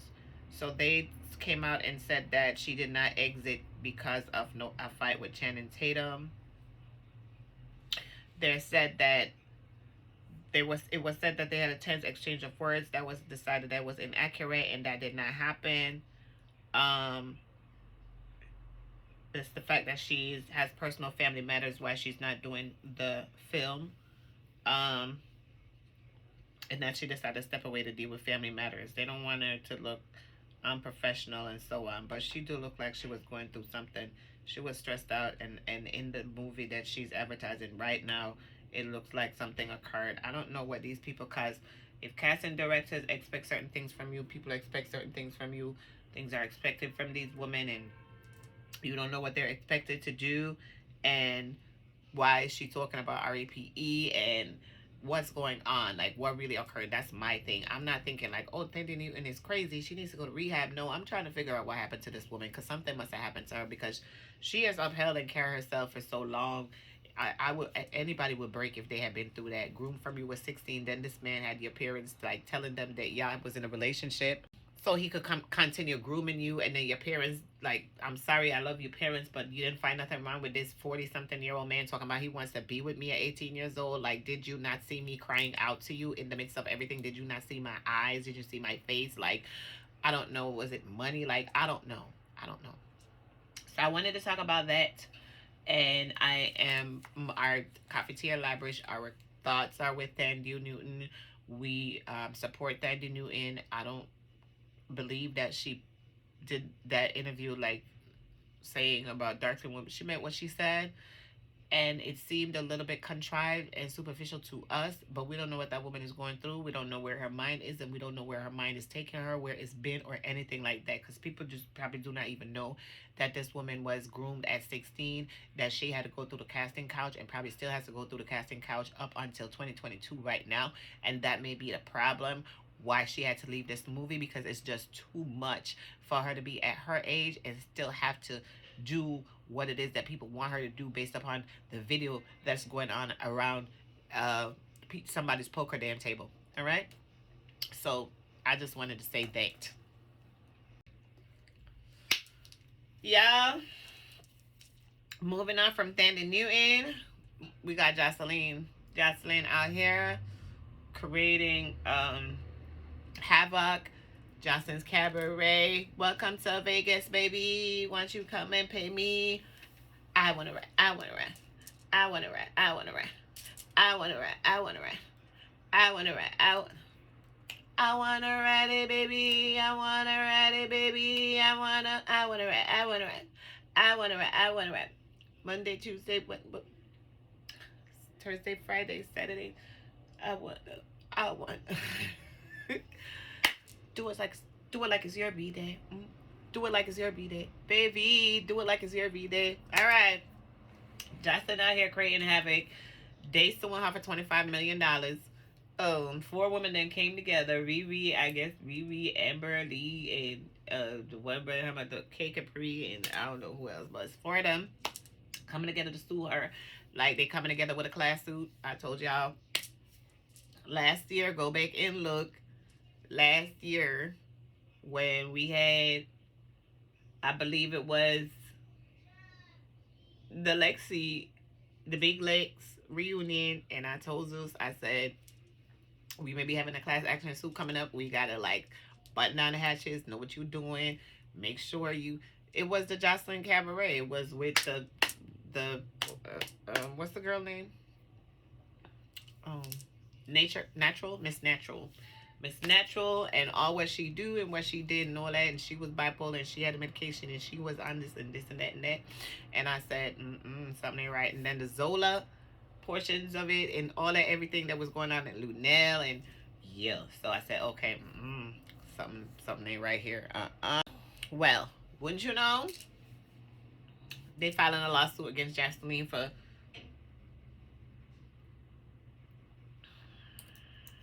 $25 million. Drew Joseline got $25 million.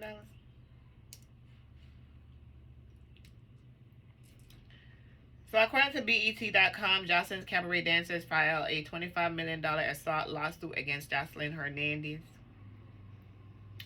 4 women who say they were dancers on Joseline's cabaret filed a $25 million assault and battery lawsuit accusing Joseline of attacking them while filming the show's reunion episode in March. According to court documents obtained by TMZ, the dancers accused Hernandez of ambushing them on set. They showed up wearing heels to the reunion taping, but she wore hard-bottom boots when she attacked them. One plaintiff alleges that Hernandez kicked her in the ribs. Another one claimed the reality star kicked her in the back and dragged her by the hair. A third dancer said she pushed her to the ground and grabbed her neck, and the 4th woman said she was shoved. The lawsuit claimed that she repeatedly used the phrase Gucci gang as a signal for the premeditated attack. It was a phrase they said that she included in a social media post with a picture of the shoes she wore during the ambush. So I guess she was wearing her Gucci gang shoes. I don't know if it was a catchphrase. I don't really understand what the situation is. But this is what they do and this is what they said. So that was it. They suing her. I don't know if they're going to name Zeus. I don't know if they naming Zeus. I don't know if that part is being kept out of the news. I don't know what's going on, because if you suing her and Zeus was there with the cameras and everything occurring, what's occurring? Maybe they're going to have shows. All of them going to get shows. I don't know what's going to happen, but that's what's going on right now. Joseline done put her foot in her mouth, her big Gucci gang boots into her mouth, and done messed up the bag. People warned you and told you that this action was not going to work. People warned you and told you that this action was not going to work. Like, you literally knew this action was not going to work, that it was not going to pull through. And the last reunion was a mess. You seen that, you knew that, okay? The last reunion was a mess. You see that, you saw that, you knew that. Still, you continued on with what you decided to do. You came back with this season and you did more, and it was worse. And then you go to the reunion. Joseline, this is your show. You are the show. Like, these women could pop off on the social media as much as they want to.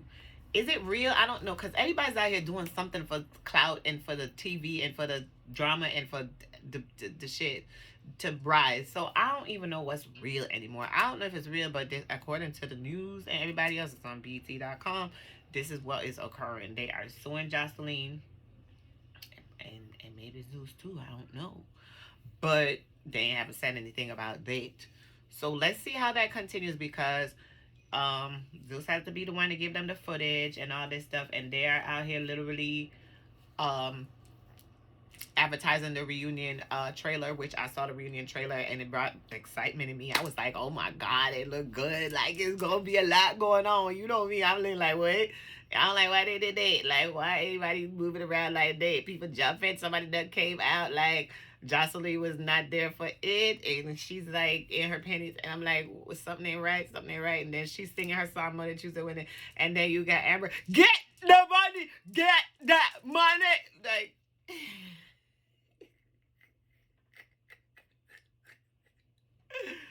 I'm dying. So, you know, I'm dying to see the reunion show, but we may not see the reunion show except for on damn TV when them using that footage as evidence for a damn lawsuit for $25 million dollars in the damn, instead of $10,000 for the cabaret winnings. You did $25 million because ain't nobody get paid. Did they get paid? Like, I hope they got paid. Child, I do not know what occurred. It's a lot.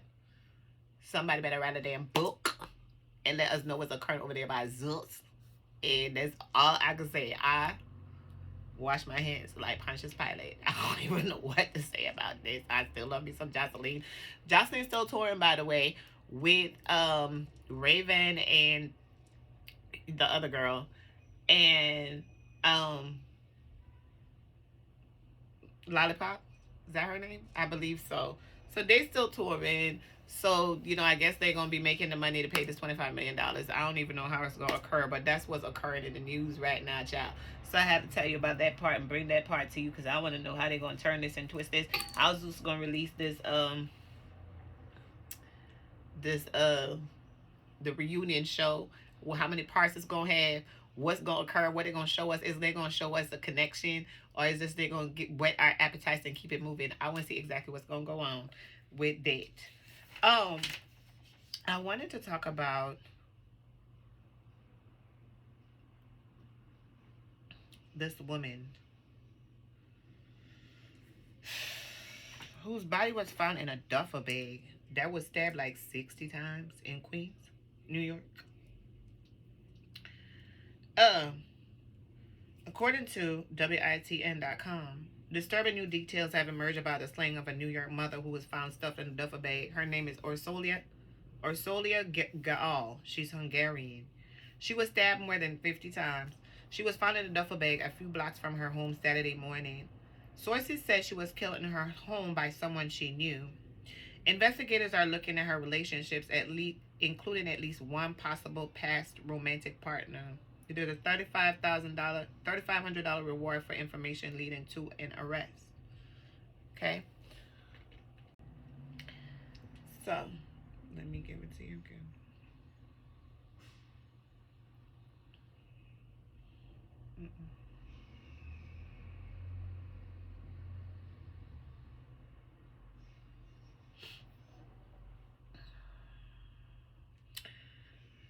The NYPD is searching for the person who stabbed a New York City mother to death and dumped her body in a large rollable duffel bag. Just after 8 a.m. Saturday, authorities responded to a 911 call reporting a suspicious duffel bag with blood on it in the Queens, New York street corner. They found Orsolia Gaal inside the bag. She was stabbed dozens of times and she died from sharp force injuries to the neck. A trail of blood from the duffel bag led to her home. So wherever they dropped her on the corner, the trail of blood of them dragging her from her house to the corner, blocks away from her house, was there leading back along the journey was a trail of blood leading up to the bag. She may have known her killer because it was believed she went out for the night while her husband was out of town. It appears she was killing her basement. Detectives are looking to speak with 3 men whose numbers were found in her phone. Her son was there, right? Let me give it to you good. Her son was there because he lives on the top level of the house. She was in the basement.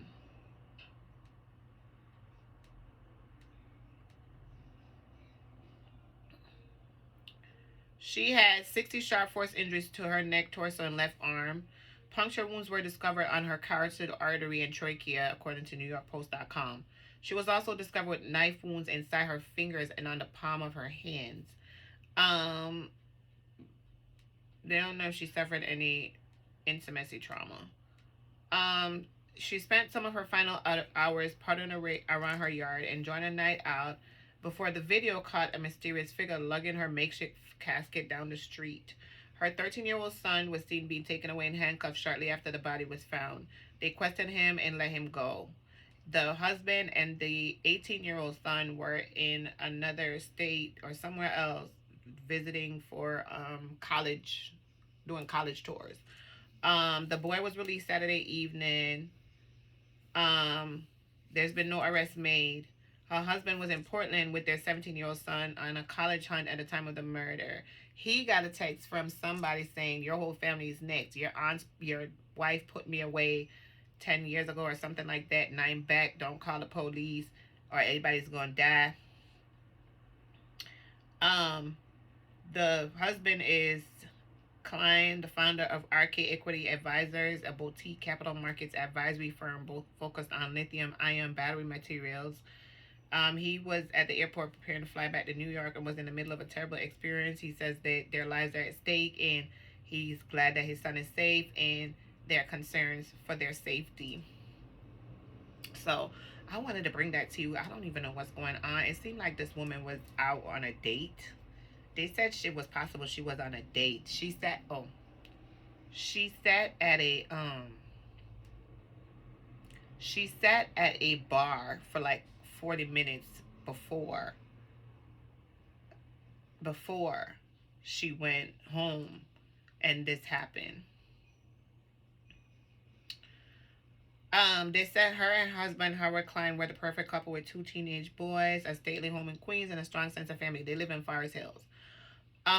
They said she regularly flooded her Facebook page with adoring photos of the family floor and a slew of loving old wedding snaps of her and her husband. They posed together in a selfie on New Year's Eve. She said, hoping 2022 will be a great one. Their 13-year-old posted a YouTube video last month ahead of his bar mitzvah in a tribute to his late grandmother, who died of breast cancer when he was only 18 months old. And the 17-year-old is remarkably talented, has been featured in social media videos playing the piano.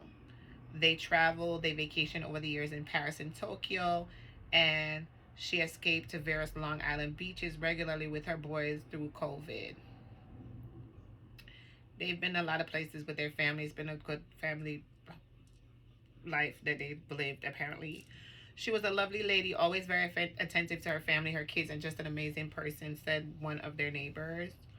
They believe they were from Hungary. They were kind of people, super friendly, and took care of the kids and family. But her life was cut short after she was stabbed dozens of times, stuffed in a duffel bag, and then taken half a mile from the family's huge Forest Hills home. And she's beautiful, by the way. Let me show you her. This is Orsolia Gal that was stabbed and placed into the duffel bag. I feel so bad for her and her kids. She's like a social media maven. Like, the family, I believe, to have lived in the Forest Hills home for over about a decade. That's all we've gotten so far. We haven't gotten anything else. So I wanted to bring that to you, Orsolia Gal. Anybody see or hear anything? If you have any information, reach out to the news about Orsolia Gal and this man walking down the street carrying the duffel bag. They said the duffel bag looked like a bag that the son may have used to take to the gym, so he might have gotten a duffel bag inside the home. This is someone that may have been familiar. There are like if you go online, you will see like images of the person, like the cameras around the area captured images of the person dragging the duffel bag down the street, so you'll be able to see that. So yeah.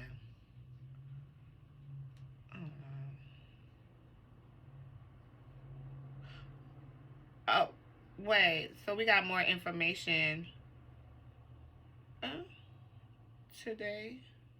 Okay, so according to the Israel National News, Queens woman stabbed to death and thrown to the gutter. The Jewish community of Queens was shocked by the gruesome murder of a community member. Her body was found in a duffel bag. That's today. Orsolia Gal of Queens, New York, was brutally murdered on Saturday morning after spending time at a local bar where police presume she was waiting for someone the previous day. So she was there before the previous day waiting for someone? Oh, they thought she was waiting for someone when she was at the bar. She is a member of Forest Hills Jewish community and was stabbed nearly 60 times before being stashed in a duffel bag on Saturday morning. The killer is believed to have carried the body to a garbage dump about a half mile from the residence. Investigators believe the killer may have been a handyman who had led an affair with a mother of two and had become enraged when the relationship deteriorated. So the man, who has yet to be named as a person of interest in the case, reportedly knew where the key was to the house and located and may have entered without her suspecting an intruder. Her corpse was found around 8 a.m. Saturday, with the chief medical examiner ruling the death a homicide. Oh my God. According to a New York Post report, her husband was out of town with his son at the time of the incident. He reported receiving threatening text messages from the killer. The young boy who had spent the night of the murder at the family home was released after questioning.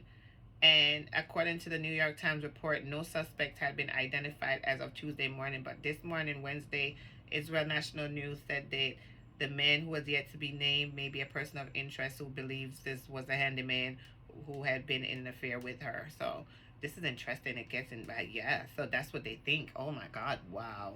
Okay, if you know anything about that, if you know anything about the handyman, reach out to the news and let them know about it. Okay. So let's talk about Ashley, Darby, and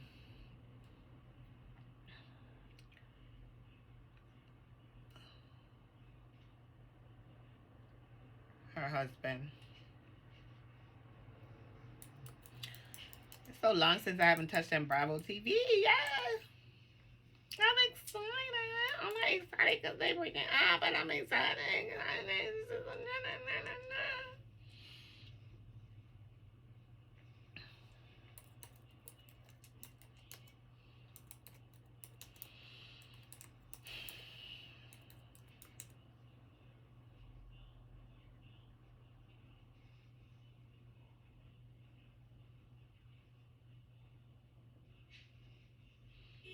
Okay, so on March 31st, 2022, just last month, Ashley Darby slams new cheating allegations against Michael Darby.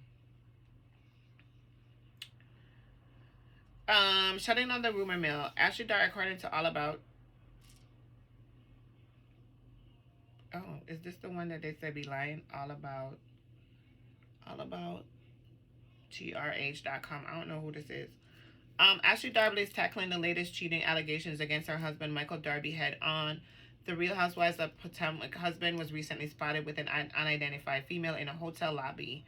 The photo was uploaded to Reddit, and a Bravo quickly wondered, "What are you doing here without Ashley?" In the photo, Michael and the woman are having drinks and chatting while others sit nearby. But is it them two by themselves? He looks mad too. I'm not even gonna lie. I don't know, Michael ain't look happy in this picture. He ain't look like somebody was happily cheating with somebody. I don't think so. This is a photo they said they releasing. It could be a business meeting. It could be anything. This is, I don't know. So, fans quickly sounded off on the photo with varying comments. Someone looks none too pleased you're taking this picture. He's like, I got caught. Why is he there without Ashley? They just started filming for the new season. After the photo and latest claims about Michael began to swirl on social media, Ashley shut down the rumor mill in its track. She said that article is bogus. Michael was at a wedding this weekend and the people pictured her as friends of over 30 years. Michael and I will always be transparent about what's happening between us. Leave the fables to Aesop. Not bad. Okay. So that was last month in March. Some people released that. That's really it. I don't see.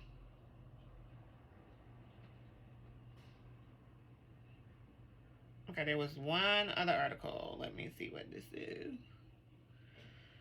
This is from ScreenRant.com. Why Ashley Darby can't outrun cheating allegations against husband. The Real Housewives of Potomac's Ashley Darby had to address photos of Michael stepping out with another woman years after cheating rumors. She's trying to save face after more photos have surfaced of her husband out with another woman. Each season, there seems to be more and more proof that Michael has failed to be faithful to his wife. Now, with 2 young sons, the relationship may not last. He's once again being questioned for his fidelity. They had multiple allegations before, but she's always chosen to stay with him and honor her wedding vows. He's no stranger to controversy since he's a known lover of both women and partying, and other things too, allegedly. Bravo fans will recall he was caught in a Las Vegas hotel room with another woman, but always stood by his innocence. He's also been accused of groping a male camera operator while filming Real Housewives of Potomac. He has a card stacked against him, with fans thinking she's foolish to stand by her man. This back in March, he was spotted with a dark-haired woman that was not his wife while staying in Colombia. A photograph showed him sitting very close to the woman who wore a printed dress. I mean, the picture is not really. Instead of letting the rumors continue, she spoke out almost immediately, noting that the rumors were bogus. In the past, fans have felt bad for Ashley, but feel she can't outrun the gossip about Michael, because whenever there's an issue, she always seems to find the perfect excuse for her husband, who is less than trustworthy, which is true. She stated that they would be transparent about their relationship, and she has always been so for the most part. All right? And that was it. So now, come fast forward to yesterday. Real Housewives of Potomac, Ashley Darby splits from husband Michael after 8 years of marriage. It's over. Real Housewives of Potomac has separated from her husband Michael Darby. Ashley was going around saying that her marriage is ending and she's about to be on the dating market. An insider who attended Karen Huger's Grand Dame reunion premiere party on Saturday, April 16, exclusively told us. The 33-year-old reality star confirmed her split from Michael, writing through Instagram, "It's been almost 8 magical years. We'll always love and respect each other. We've decided to separate. We're aware that there will be many speculative views as to why we have made this decision. People be quick to assume that it's the reality TV and all this stuff. Piece of all these may have affected our pure love for each other, but no one reason is the root cause of our mutual decision to go our separate ways. We're both now at very different stages in our lives and have different goals for our futures. We both want the other to achieve true happiness and fulfillment and feel that we cannot do this together." She always has a statement. It's always ready-made. Yeah. So, let me see here. She says, "We also know that true happiness can only be achieved by continuing to work together and putting our hearts and soul into raising our 2 beautiful boys, Dean and Dylan. They will always feel loved and supported, for they were truly created out of love. As this is a personal matter for us, we appreciate everyone who has been a part of our journey and ask for your continued support by respecting us as we go through this emotional situation." So going down the line. Ashley and Michael tied the knot in 2014, 2 years before the Real Housewives of Potomac premiered in Bravo. Their relationship quickly became a topic of conversation after Michael allegedly grabbed the rear end of Katie Ross' then fiancé Andrew Martin at a party. The contractor and his wife denied the claims during the season 1 reunion, which appeared in April 2016. In September 2018, Michael was accused of groping a cameraman's butt while working on an episode of the reality series. It was epic crazy. You want to see that. He was suspended from filming and charged with second-degree sexual assault and improper sexual conduct because that man filed a police report. The new network released a statement to us at the time of Michael's suspension, noting Bravo has comprehensive policies and guidelines relating to the safety of cast and crew, which production companies are required to follow. In addition to their own protocols they have in place, we take all allegations seriously and proceed accordingly with our producing partners. Bravo and Truly Original, the production company for The Real Housewives of Potomac, has suspended filming with Michael Darby. 1 month later, Michael's charges were dropped. The case was dismissed due to insufficient evidence. The complaining witness states there were no witnesses who actually saw the incident. The charges were dropped. They were baseless, according to Michael's attorney. There are a number of alleged witnesses who said it did not happen. The peace order request by the alleged victim was also denied. There was simply nothing that happened and nothing there. Amid their public ups and downs, the paper Wristbands author addressed where she stands with Michael. "Michael and I are in a much better place," she shared during the Real Housewives of Potomac Season 3 reunion episode in August 2018. "We're trying to have a family. I actually conceived a week before my birthday and I miscarried." So they had all of these problems throughout the years and everything like that, and then they ended up coming forward into where they are now. Where they are now,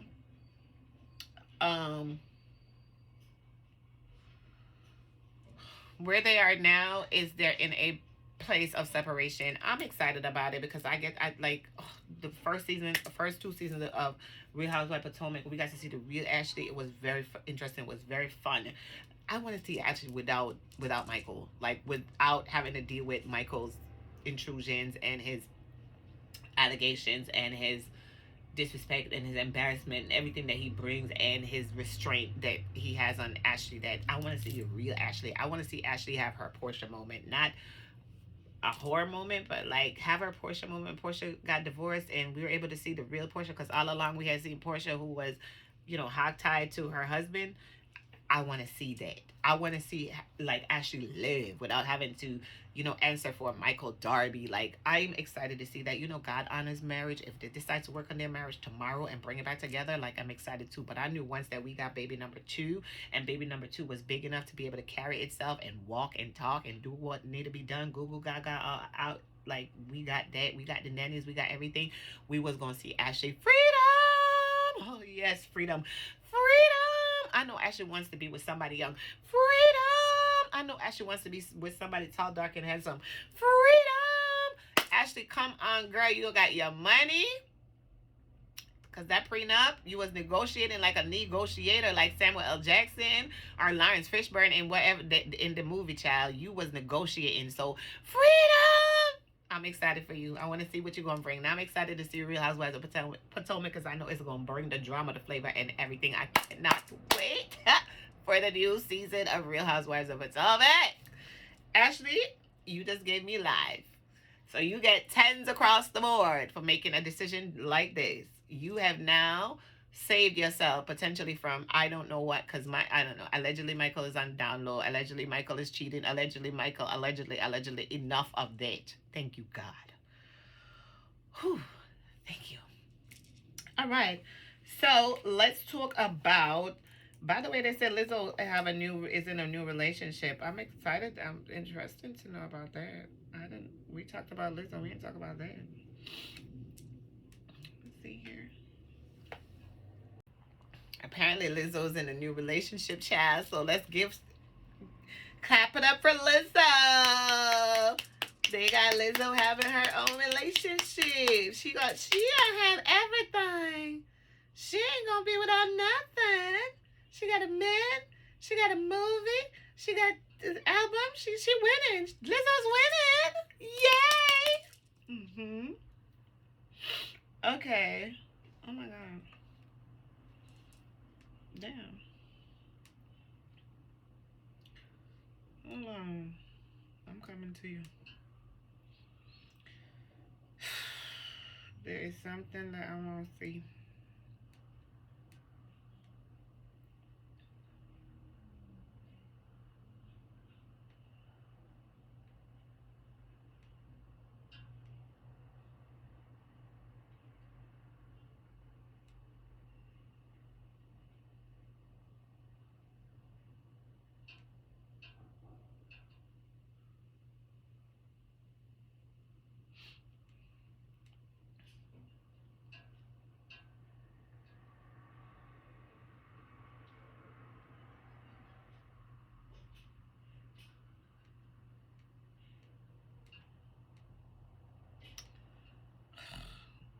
I saw something just now I wanted to talk about and it gone.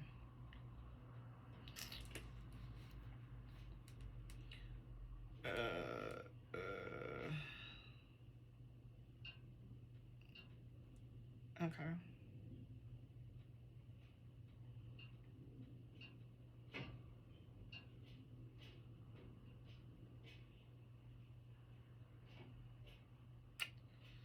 Okay. I lost it just that quick, so I don't know. I don't know. There was something that I saw that I wanted to talk about, but it escaped me. And so let's move on with that. So, all right, so I'm done with it. So what I want to talk about is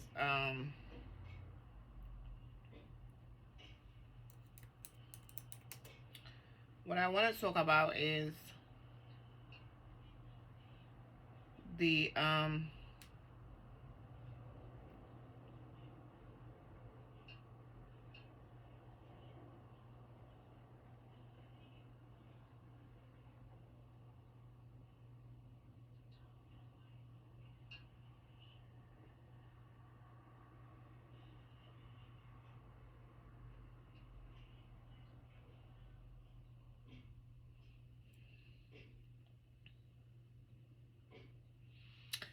All right, so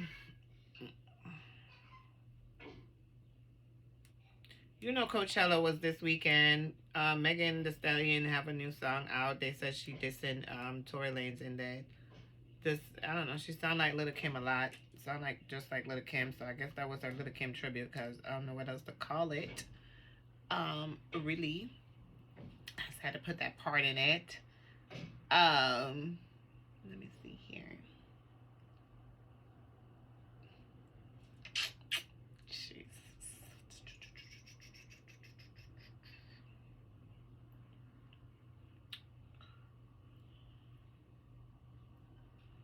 The actor Ezra Miller has been arrested for alleged second-degree assault in Hawaii weeks after the actor was arrested for alleged disorderly conduct and harassment. I don't know what's happening with them, but they have been acting up recently. And they were arrested for the second time in less than a month. Miller became irate after being asked to leave a get-together at a Big Island home and threw a chair, hitting a woman in the forehead. The woman refused treatment for a half-inch cut on her forehead. Miller was arrested during a traffic stop and released pending further investigation. And then Miller was arrested last month at a Big Island karaoke bar. They said the actor grabbed a mic from a singing woman and lunged at a man playing darts.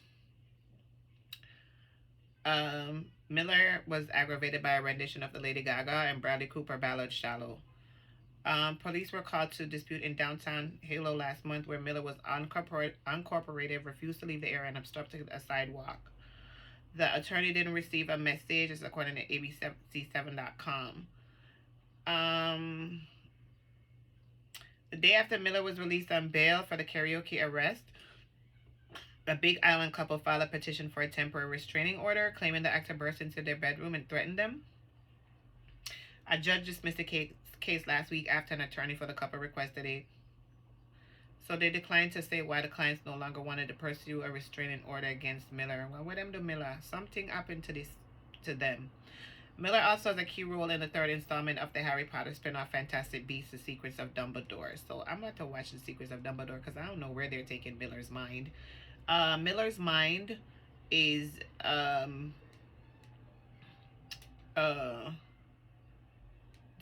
don't know what's going on with Miller. They done did something to Ezra Miller.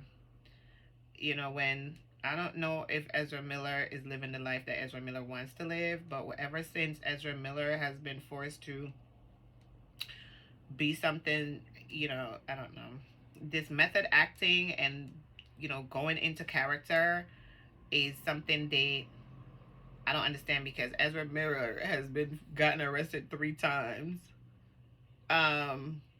And nobody's looking at it. So Ezra Miller was trending on Twitter yesterday. People said you're more likely to get assaulted by Ezra Miller in Hawaii than eaten by a shark. So I don't know what's going on, but it's a lot. They told him to leave the get together and they threw a chair. I'm just not understanding why they're coming out like this. Sometimes when the star is fading and you need the star to be like put back up, you go through stuff like this. I don't know if these stories are real, if they're made up. I just don't know. So we'll figure it out. So that's that for that. So let's talk about Tasha K and Storm and the whole little mess going on. You know, I don't normally sound off on like YouTube bloggers because it's not my business, and you know, I see everybody else, you know, so I'm just gonna give my 2 cents into it. So I watched Storm's live. I didn't go to TashaK.com, TashaKLive.com to see what Tasha K's live was about, but apparently Tasha K went live on TashaKLive.com, which is her, I believe that's her website, and she was talking about Storm on there. She was apparently talking about Storm on there and talking about Storm living and sleeping on an ear mattress and saying that his mother didn't even say thank you for the help that she did for them and what she did for Storm and all this stuff. And then, you know, her new employee that she's had for quite a short amount of time since recently, Chelsea, was in the comments talking about Storm. So Storm went live about it, and he showed, so I watched his live on YouTube, and people were asking where was Tasha K's live, and he was telling them to TashaKLive.com and letting them know that's where it was and everything. So part of me is like, okay, it's real. Part of me is like, I don't know, because Tasha K and Storm, they've been through so many different like publicity stunts, and that's what Tasha K's whole like her gimmick is, these stunts. And I'm just like, is this another stunt or is this real or what? But anyway, Storm done pull up the receipts of the contract and everything they had together. And the contract expires in July or June. June. The contract expires in June, and he said that he was waiting for the contract to expire to start talking about everything that's going on because of everything that's been done and said and how they try to diss him and they style him by doing the comments talking about he lipo his body and that's not no personal trainer and that's not no gym. Chelsea was in the comments talking about Storm lipo and Storm is this and Storm is that and this and that. And I'm just like, honestly, Storm was saying that him and Tasha K was good until Chelsea came along. And that's what I thought too. Like, I never saw the back and forth. I just started watching Storm and Tasha K like last year during COVID, which I was watching them both and I learned from them. And I was inspired by both of them. And I'm not going to lie. So for them to be mentor and mentee is, you know, phenomenal because they're inspiring, because their story and how they rise on YouTube and everything that they've done is very much inspiring. So the contract, the growth, everything is inspiring to me. I thought about reaching out to Storm for like his mentorship class and things like that because I watch his growth and I like him. I watch him, like I still do. I don't really watch Tasha that much anymore because like most of the stories, like some of them I'm not really interested in. And I think the content has changed, the more mainstream she became, and so that's it. But I was inspired by her, so just to give her her flowers, and him also just to give him his flowers. However, to me, as I said, they're always going through some publicity stunt. They're always doing some little gimmick, some little argument back and forth, and then when you look, they'd be like, haha, I made you look, like, you know. So I'm just like, okay, is this a way of advertising TashaKLive.com? Like, is this what it is? Like, is this real? Is this argument real? He went on to say that what she did for him, she's like making it seem like he's ungrateful, which he's always said what Tasha's done for him, like throughout everything that I've saw. He's always acknowledged what she's done.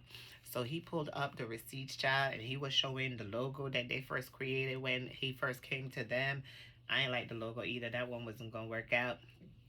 I like what he got right now. They gave him an intro and everything, and they had gave him a couple things, and they did a couple things for him. He don't even use that intro right now, cause I want to make an intro video. I'm like, should I not make an intro video? I don't know if it's because of whatever is going on with them in the back scenes, and maybe the intro video was provided by her. But I think Storm is making enough money that if he wanted to have an intro video, he would have one right now. So I'm just simply thinking that he doesn't see the value of it. I don't know. I would love to have a conversation with him. I think I'm going to reach out to him and try to have a conversation with him.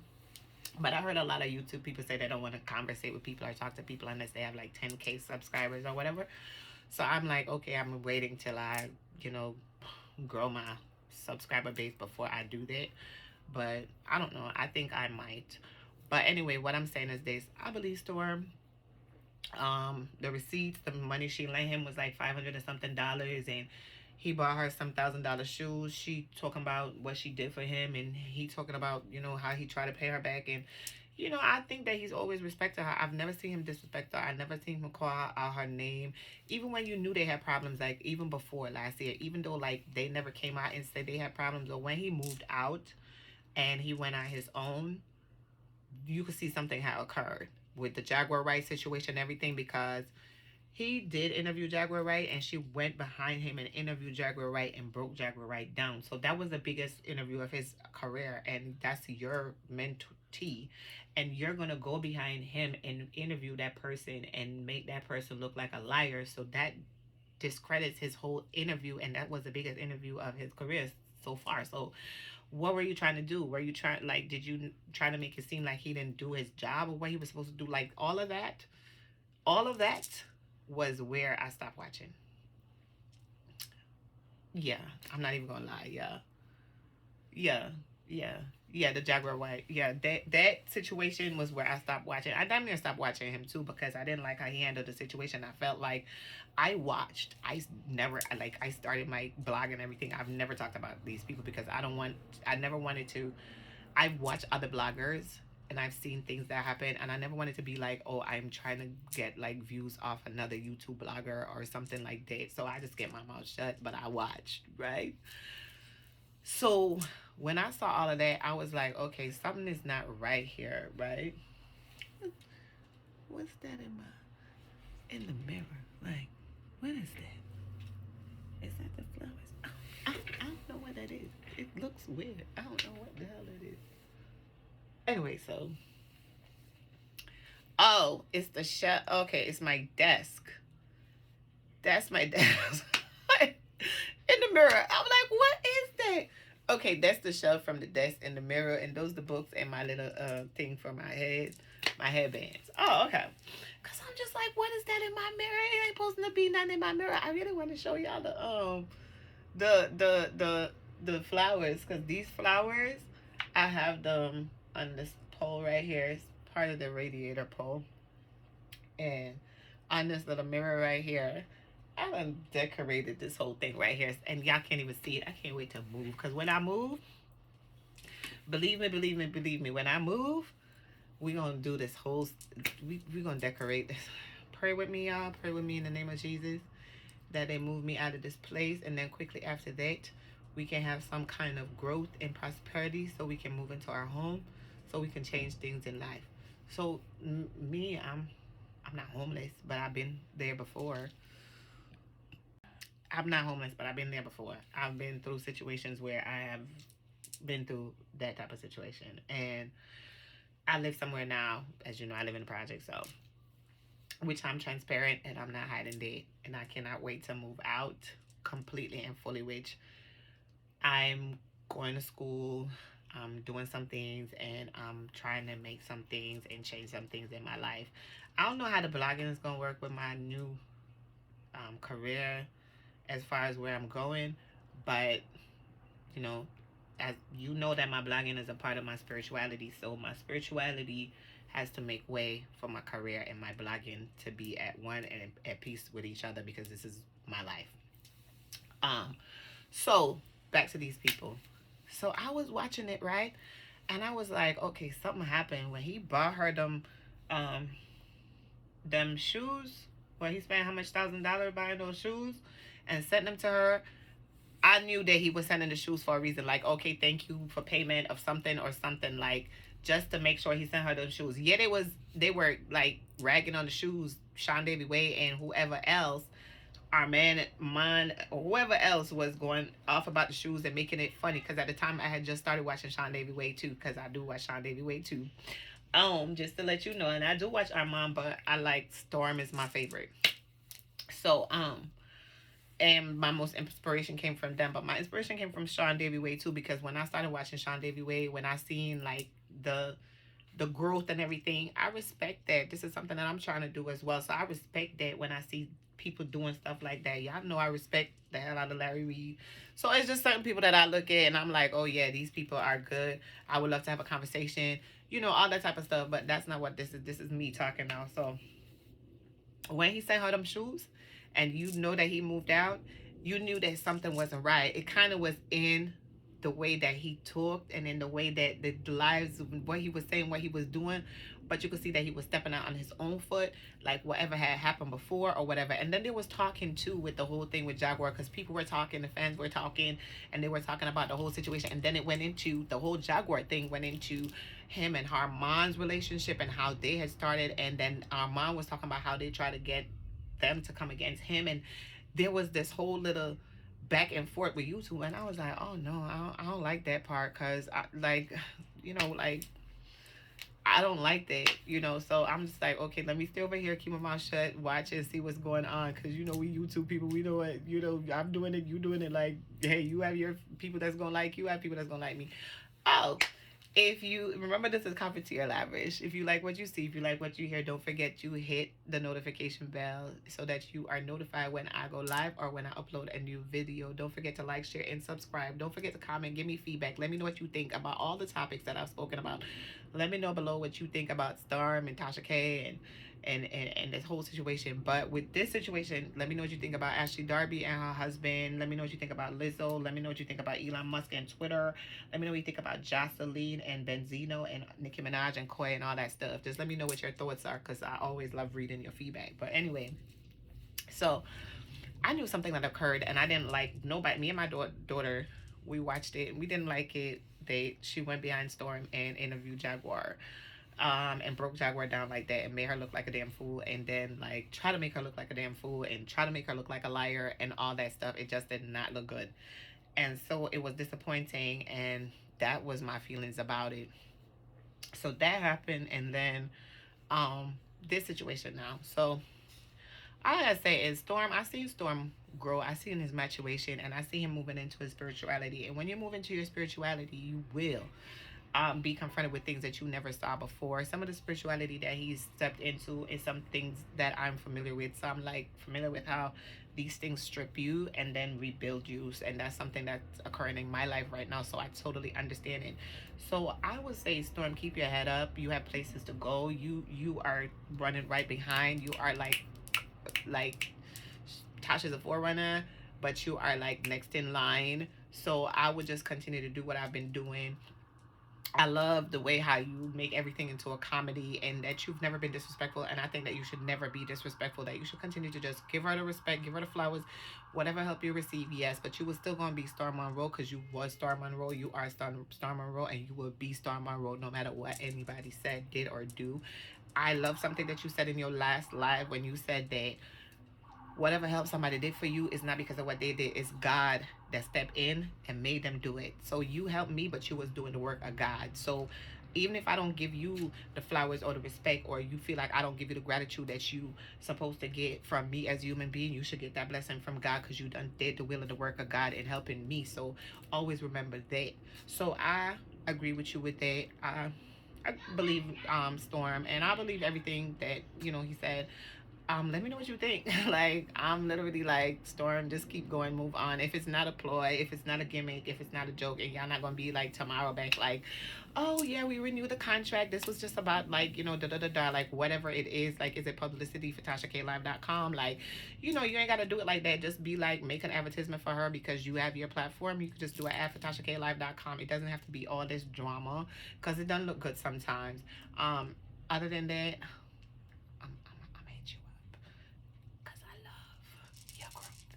and you did it with a mentor. But if you didn't have a mentor, you'd still be doing it. But at least whatever she gave you, you was able to take that, multiply, and run with it. So all the best is what I have to say. And that's my take on that. So that is me signing off for the day, saying, it's been Cafeteria Lavish. I want to thank you for listening to me. I want to thank you for giving me your attention. I want to thank you for giving me your energy. I also want to let you know that there are new things coming. I've been thinking about an intro video. I'm like, I don't know if I need it. I don't know if I should. Maybe just a little something. So I'm thinking about an idea of how I want to have that come across. So I'm working on something for that right now. Just maybe a short little one, just so we could have something that plays in the YouTube before the video starts and so on and so forth, because I think I like that. I'm trying to find somebody to help me with my my intro video, just to let you know. So if you know anybody that does intro videos that I could reach out to, let me know. And hit me down below. Send me an email. Hit me in the DM. Don't forget my Instagram. Follow me on Instagram, Cafeteria Lavish LLC. Follow me on Twitter, Cafeteria Lavish. Follow me on Facebook, Cafeteria Lavish. Follow me on TikTok, Cafeteria Lavish. Hit me up. I'm always here for you. Thank you for your energy. I love you. Have a great week. Bye-bye.